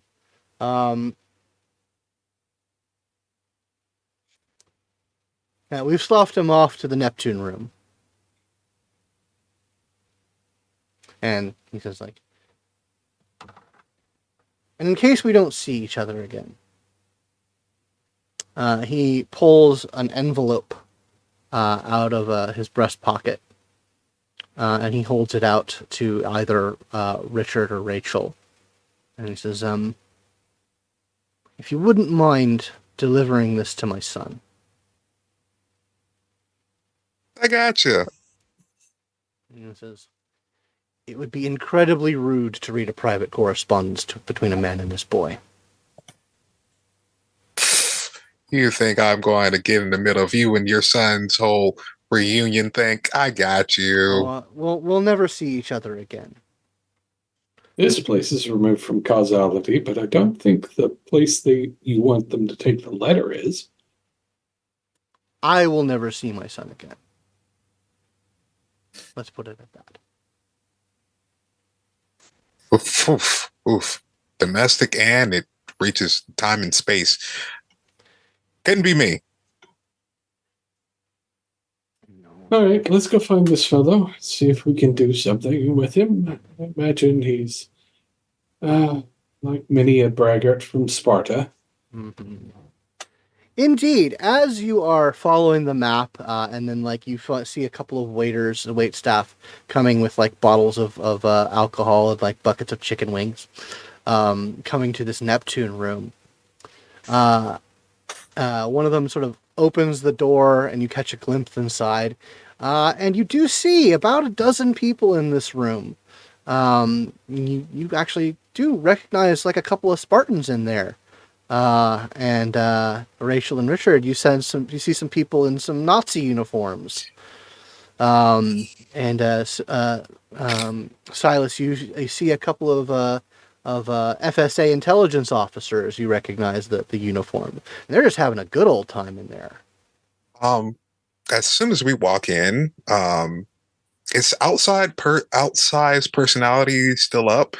You would have to reactivate it in a new room or scene. Okay. Is this considered a new? This would be considered a new scene. Yeah. Great, because he still has that winning smile up, but like the feeling coming off of him is very negative and very intense. Like that type of intensity where it's just like, maybe we should leave. Maybe this person does not look friendly. We should part like the Red Sea and dip. All right. So that is the tude you're going. You're going to have to make that happen somehow, but you definitely have the advantage of doing so for doing so. So yeah, Perfect. so the waiter comes in with you see the door open for a little bit. It closes behind them. A couple moments later, the waiter comes out and just has like this look of like 1,000-yard stare of like every wait staff having to deal with the worst room ever. And so you are standing before the door. What do you do? Right, let's get this over with then. Yeah. Yep. Well, this will be interesting. Yeah, you open the door. There's currently on the radio is a rousing chorus of Deutschland über alles, playing currently. There's probably some other terrible tracks, some Kid Rock and other things coming up.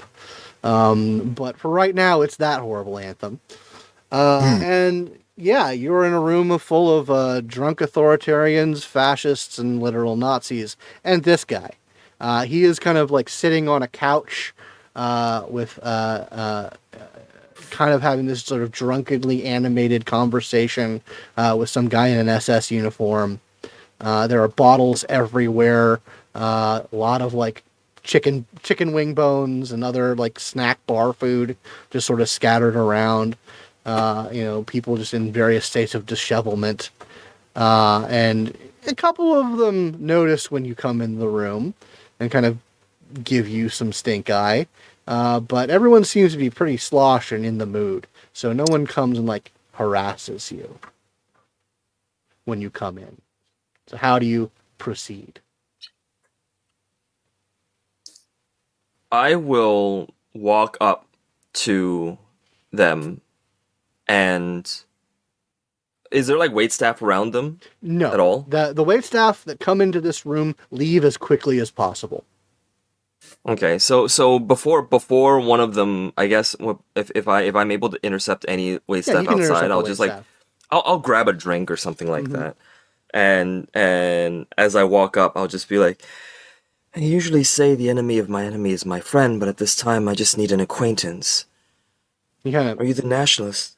he looks up and says, "Hell yeah, I'm the nationalist. Who the fuck are you?"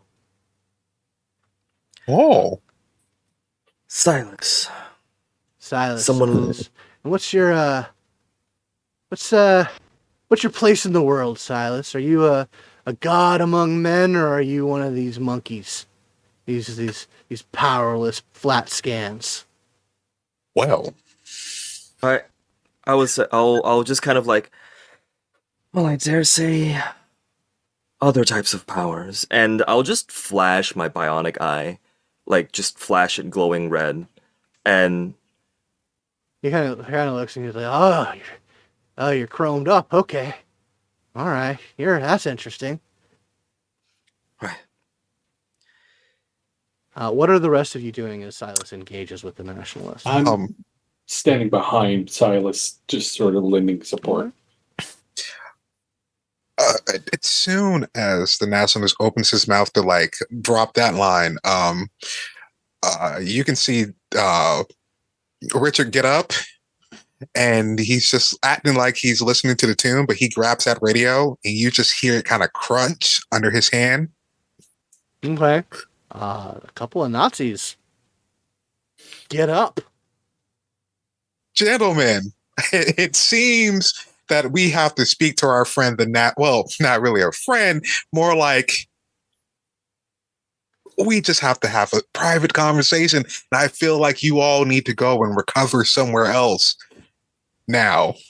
And he responds. One Nazi in general walks up to you and says, "And why the hell should I listen to you?" Insert German racial slur here. Ah, I got that. Rachel, it's one of them. They used my favorite one.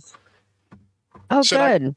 should I do the thing with his neck or the thing with his ankle, or should I go and send his parts to his mother? I mean, I would start with the knee The knee? personally. Okay, so I'm going to walk you through how this works. So first, I'm going to come down on your kneecap and I'm going to split it in half. It's going to be painful. You're going to fall. Your butt is going to probably throw up from like the side of it. I'm trying to like prepare you all for it. Now, if you don't want to experience that, you can leave. And I would suggest you leave. There's alcohol, there's chicken, there's other things. Don't you want to survive to live to see all that? You don't want to have to hobble out of here now, do you? Make me a persuasion roll. Cool. Um, uh, great. And I'm probably I'm definitely going to use it. I'm going to use my gift.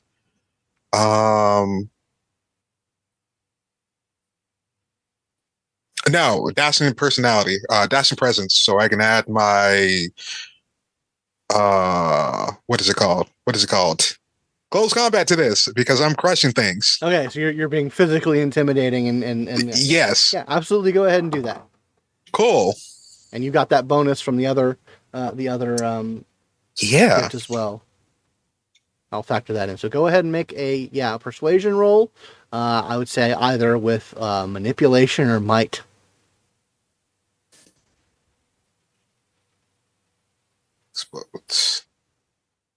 That's 5. 5 successes. Fantastic. So it seems like, for all their bluster, no one here really wants to get into a fight tonight, particularly not with you. So, with some very pathetic face saving and another chain of muttered racial slurs, the vast majority of the people who are sober enough to walk out of the room do walk out of the room. Oh, of course. The one who does utter that thing out of his mouth, I kind of let him think that he's leaving out unharmed before like there's like an uppercut coming across his neck, just something out of Street Fighter. Dudley just kind of hit him up into the roof and just let him fall down. You lay his ass out. What a character choice. Love it. And he just leans down. If you're going to call me that, at least put either King or Majesty, or at least say it correctly without being slurred and just kick him out the room. Yeah, you kick his unconscious ass out the room. So now there's just basically unconscious people and the nationalist and you guys. And he's just sort of like leaning back, pulled out a pack of Marlboros, and like has lit one up, and he's just kind of like got this shit-eating grin while he's watching what you guys are up to. And he like smokes it, and he lifts his beer to you, Richard, and he says, "I appreciate a show of power." I bet you do. Right, anyways. Back to the enemy of my enemy. Bullshit. What was the name again? What was the Innis Mall or something like that? Divis Mall. Divis Mall. I'll just say if you personally are not familiar with it, in terms of like that is like King Daddy Aberrant, the devil himself. I heard you had goings on with the cults for Divis Mall. I mean, I don't spend my time with cults. No, my beef was with the man himself. Okay. And what happened there? Oh, they say that, he's the biggest, baddest son of a bitch ever to walk this earth. But, he just doesn't have the spine to do what needed to be done. He thought that he was going to lead the whole human race to a glorious future when he just couldn't realize that 90% of them were useless and should just be shoved in the garbage and burnt. And so I suppose he had enough of that kind of talk from me. But, so you can have all the power in the world, but you can still be ideologically impure. Why haven't you gone back to confront him? He kind of like, and he is like deeply in his cups. Like he is incredibly drunk. So the fact that he's just sort of like popping this off, like he's at that level of alcohol that has gone past his ego. And he says, well, because he can kick the shit out of me. And you know what? I can just stay happy here. And this is the fine. I don't want to go home and deal with that shit. I certainly don't want to go back to that backwoods, wherever the hell it was he sent me with those primitives. I see. But you're dealing with this cult, huh? Yeah. Let me tell you a little something about the cult. About the people who worship that man. He doesn't give a shit about them. He didn't want any worship from humans. And that's about what the 10% are good for. Is worshiping us. But he never wanted any of that. So anybody who claims to be the followers of Divis Mall, you know what they tend to be? They tend to be rich fucks. Rich fucks who maybe they've got a lesser a lesser power under their wings that they've plied with their money and their influence and whatnot, but they never had any real connection to the man. That's that's the cult of Divis Mall. That's them on a fucking billboard. Well, Silas, does it feel like he's bullshitting you? Do I have to go and Anyone who wants to make an empathy roll to clock Me. I would, naturalist vibe. yeah. I Me. would also All like to face do me. so.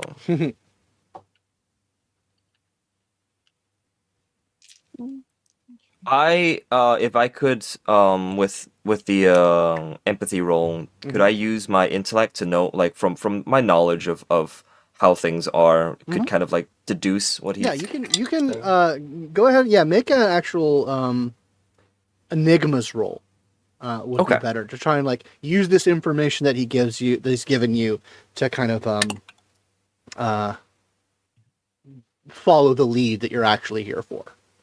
Okay. 8 is the target number. 8 is the target number. Yes. 2. Okay. I have 4 successes. More successes. Like I said, his heart is on his sleeve. Like he is so drunk and so high and so just like in his hedonism.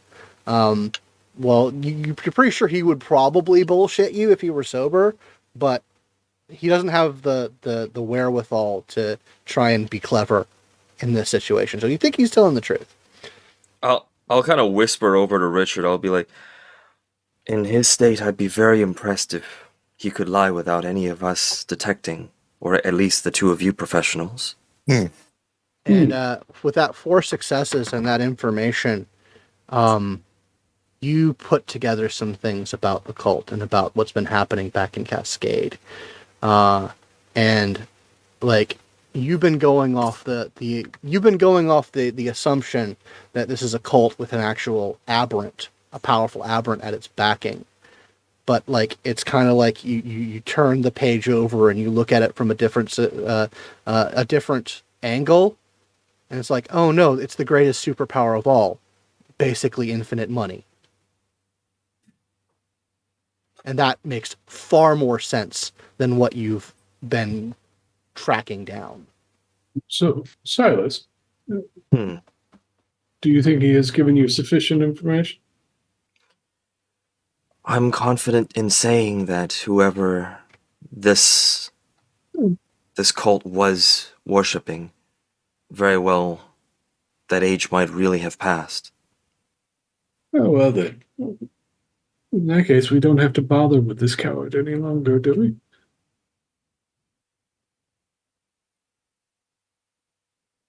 Just He wordlessly. kind of like moves to kind of stand up and stumbles a bit. Who the fuck are you calling a coward, old man? Oh, don't raise your voice at him. It's all right. Can I The- tug him back down onto the couch? Like, I'll sit down and tug him back down onto the couch. Cowards often are loud. It's true. Yeah, fine. give me an athletics roll, and I'm going to make a counter athletics roll. Okay, this is not going And to go. I well. and I get target number 7 Oh, for this Oh roll. man. can I assist her with this? Yeah, you can both try and make a teamwork roll. Cool. Okay, I got 1, so I only have 3 dice. This is what it would be for me. Athletics and what? Yeah, this would be athletics, because you're not trying to like hurt The him. strength. So, yeah, strength, might would be what. Might, yeah. Okay. That's what I rolled.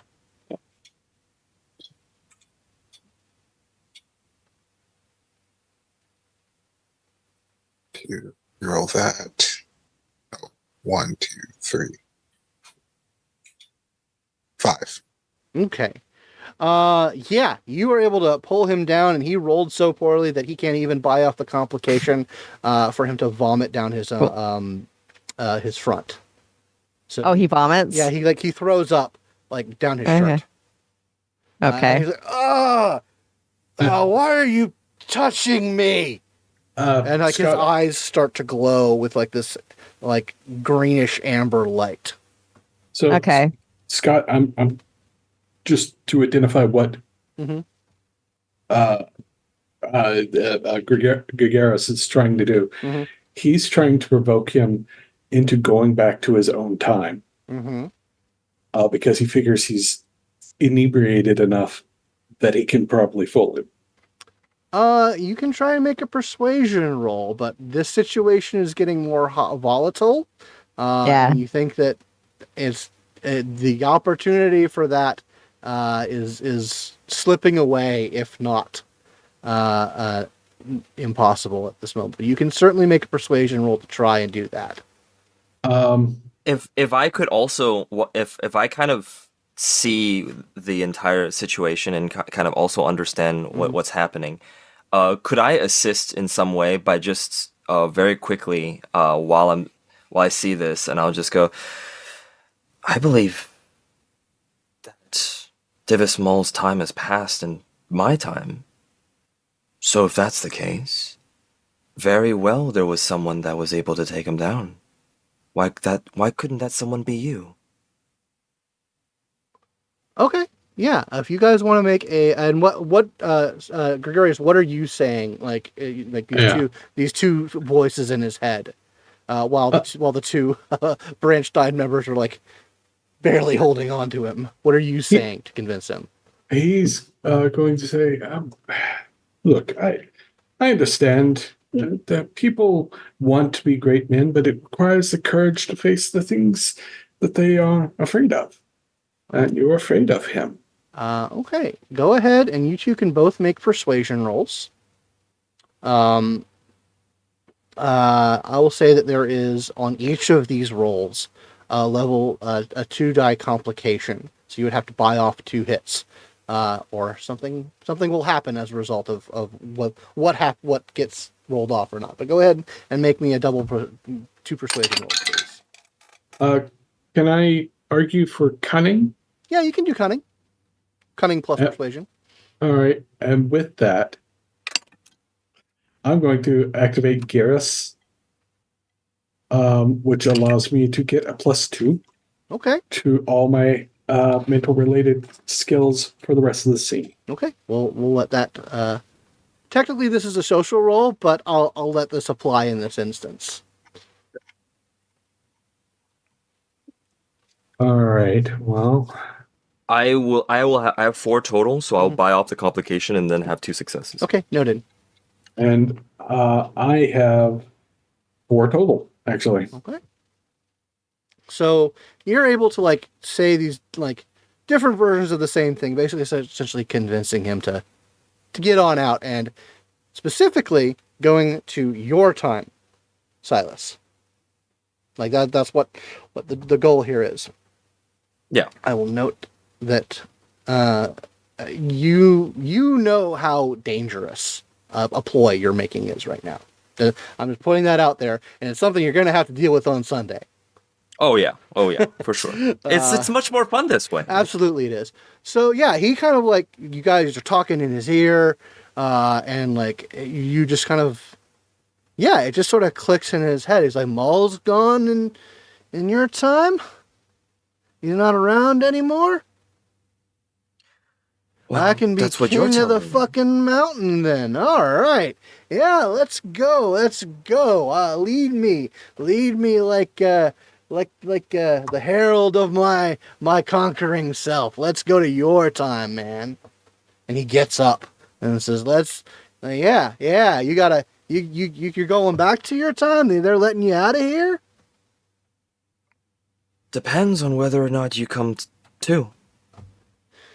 All right, let's do it. I hope you like getting subjugated by a superior being, my friend. And After you. He starts walking, and you make your way to the door.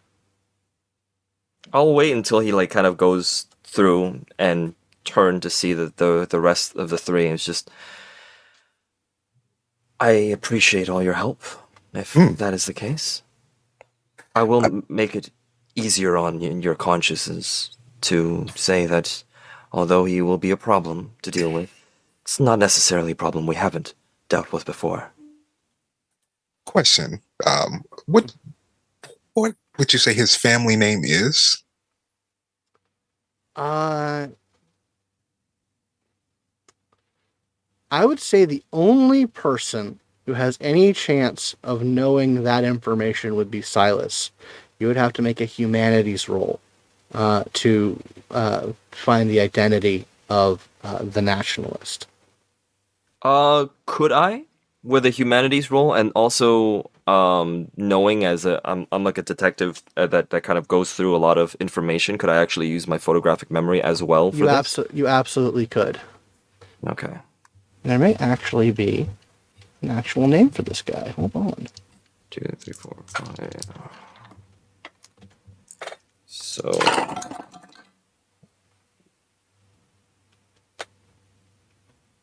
wow. That is all of my successes are 9s and all of the dice turned into 9s. Nice. I think there's 1, but 1, 2, 3, 4, 5 successes. Yeah.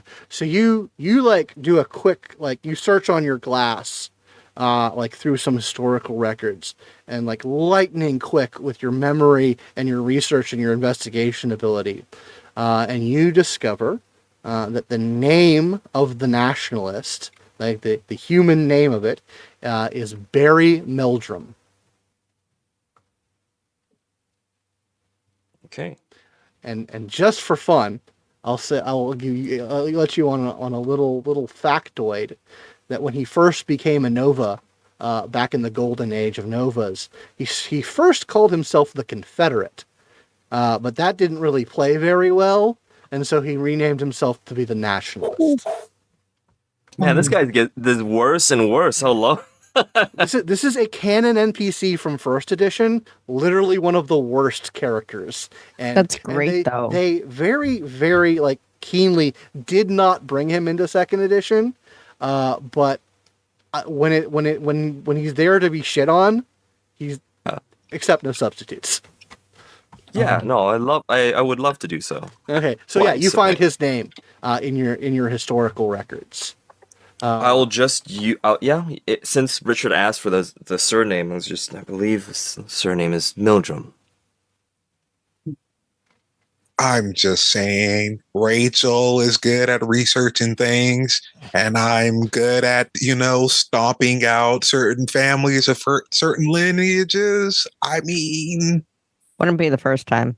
wouldn't be the first time. It would be unethical to kill off an entire family.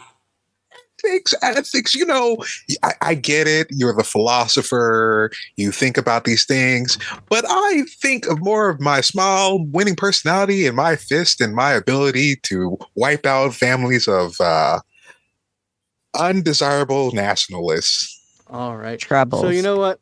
Although I'm not directly affiliated with Onyx Path, but we're on the Onyx Path channel, so I'm using what tiny authority I have to say that the reason that the Confederate does not exist in Storypath edition of Aberrant is that Richard wiped out his family from the timeline. Perfect. So that's why he's not around, other than being an insensitive reminder of the grim times that we're going through. so this is I see. This is generation 1 into generation 2 essentially. Yeah. I see. Makes sense. So he was in first edition. He's not in second edition, and this is why. Right. Okay. So we are. So he stumbles through the door into the anima timeline, and that's the thing we're gonna have to deal with tomorrow. as I point out, I'll just like I appreciate it, but that one at least, I feel like I have a few colleagues that would want to deal with it. Silas, you might get more use out of this than I will, and he'll hand you the compass. Okay. It's still this delicate brass thing that's spinning around, and who knows what else it might do at some other time. It shows you the way to things that you need to investigate. That sounds Might like help a you. cheat code. I would appreciate it though. You seem to need it more than I do. Seems like it's very depressing where you're from. It's getting better. Good. I still have much to investigate.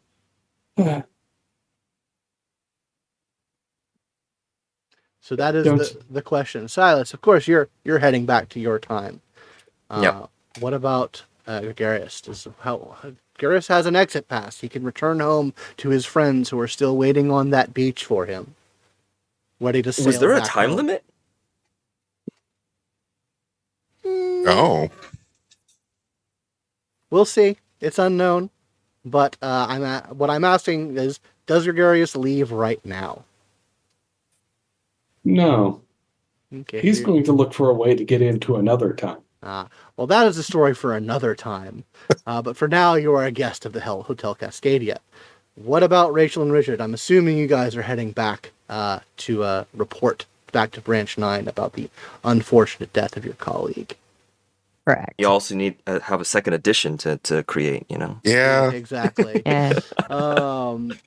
The question I have for you then is, do you deliver the note to the Aeon Society, where Dr. Primoris, aka Michael Donegal, is currently associated with? And whether you do or not, do you read the note? All right, Rachel. Okay. I said that I would not read the note, but you never agreed to that. Not So my I can- business. Okay. Not my horse, not my problem. All right. And this is for the Aeon Society. So, like, are we okay with this? Not okay with this? The Aeon Society is friendly, not so much, but they're not a problem as far as you Gotcha. guys are concerned. Like, they bear watching. Like, an eye should be kept on them because they have a lot of really powerful people in them. But generally, they do good things for the world. Oh, probably schedule a private meeting. Do one of those gumshoe sort of what is it called? Scratchy throat. You know, where you gotta give a message in secret in the shadows. Mhm. Just kind of wait for him to deliver this. So you are going to deliver the notes to Dr. Yeah. Okay. And the other question, do either of you read it? Nope. Nah, it's not Okay. my business. All right. Well, we'll end it another time when Michael Donegal, Dr. Primoris, receives this note, and he does open it, and he does read it, and he reads, says, Michael, I don't think we'll ever have a chance to see each other again. But I want to tell you that I am sorry. I am asking you to call your mother. Signed, Oisin Donegal. And that's where we're going to end this episode, this timey-wimey mishmash setting adventure session of adventure. Did y'all guys have fun with this one? Heck yeah. Yes. Oh, yeah, yeah. Awesome, fantastic. I'm glad you did. We're going to be continuing this story with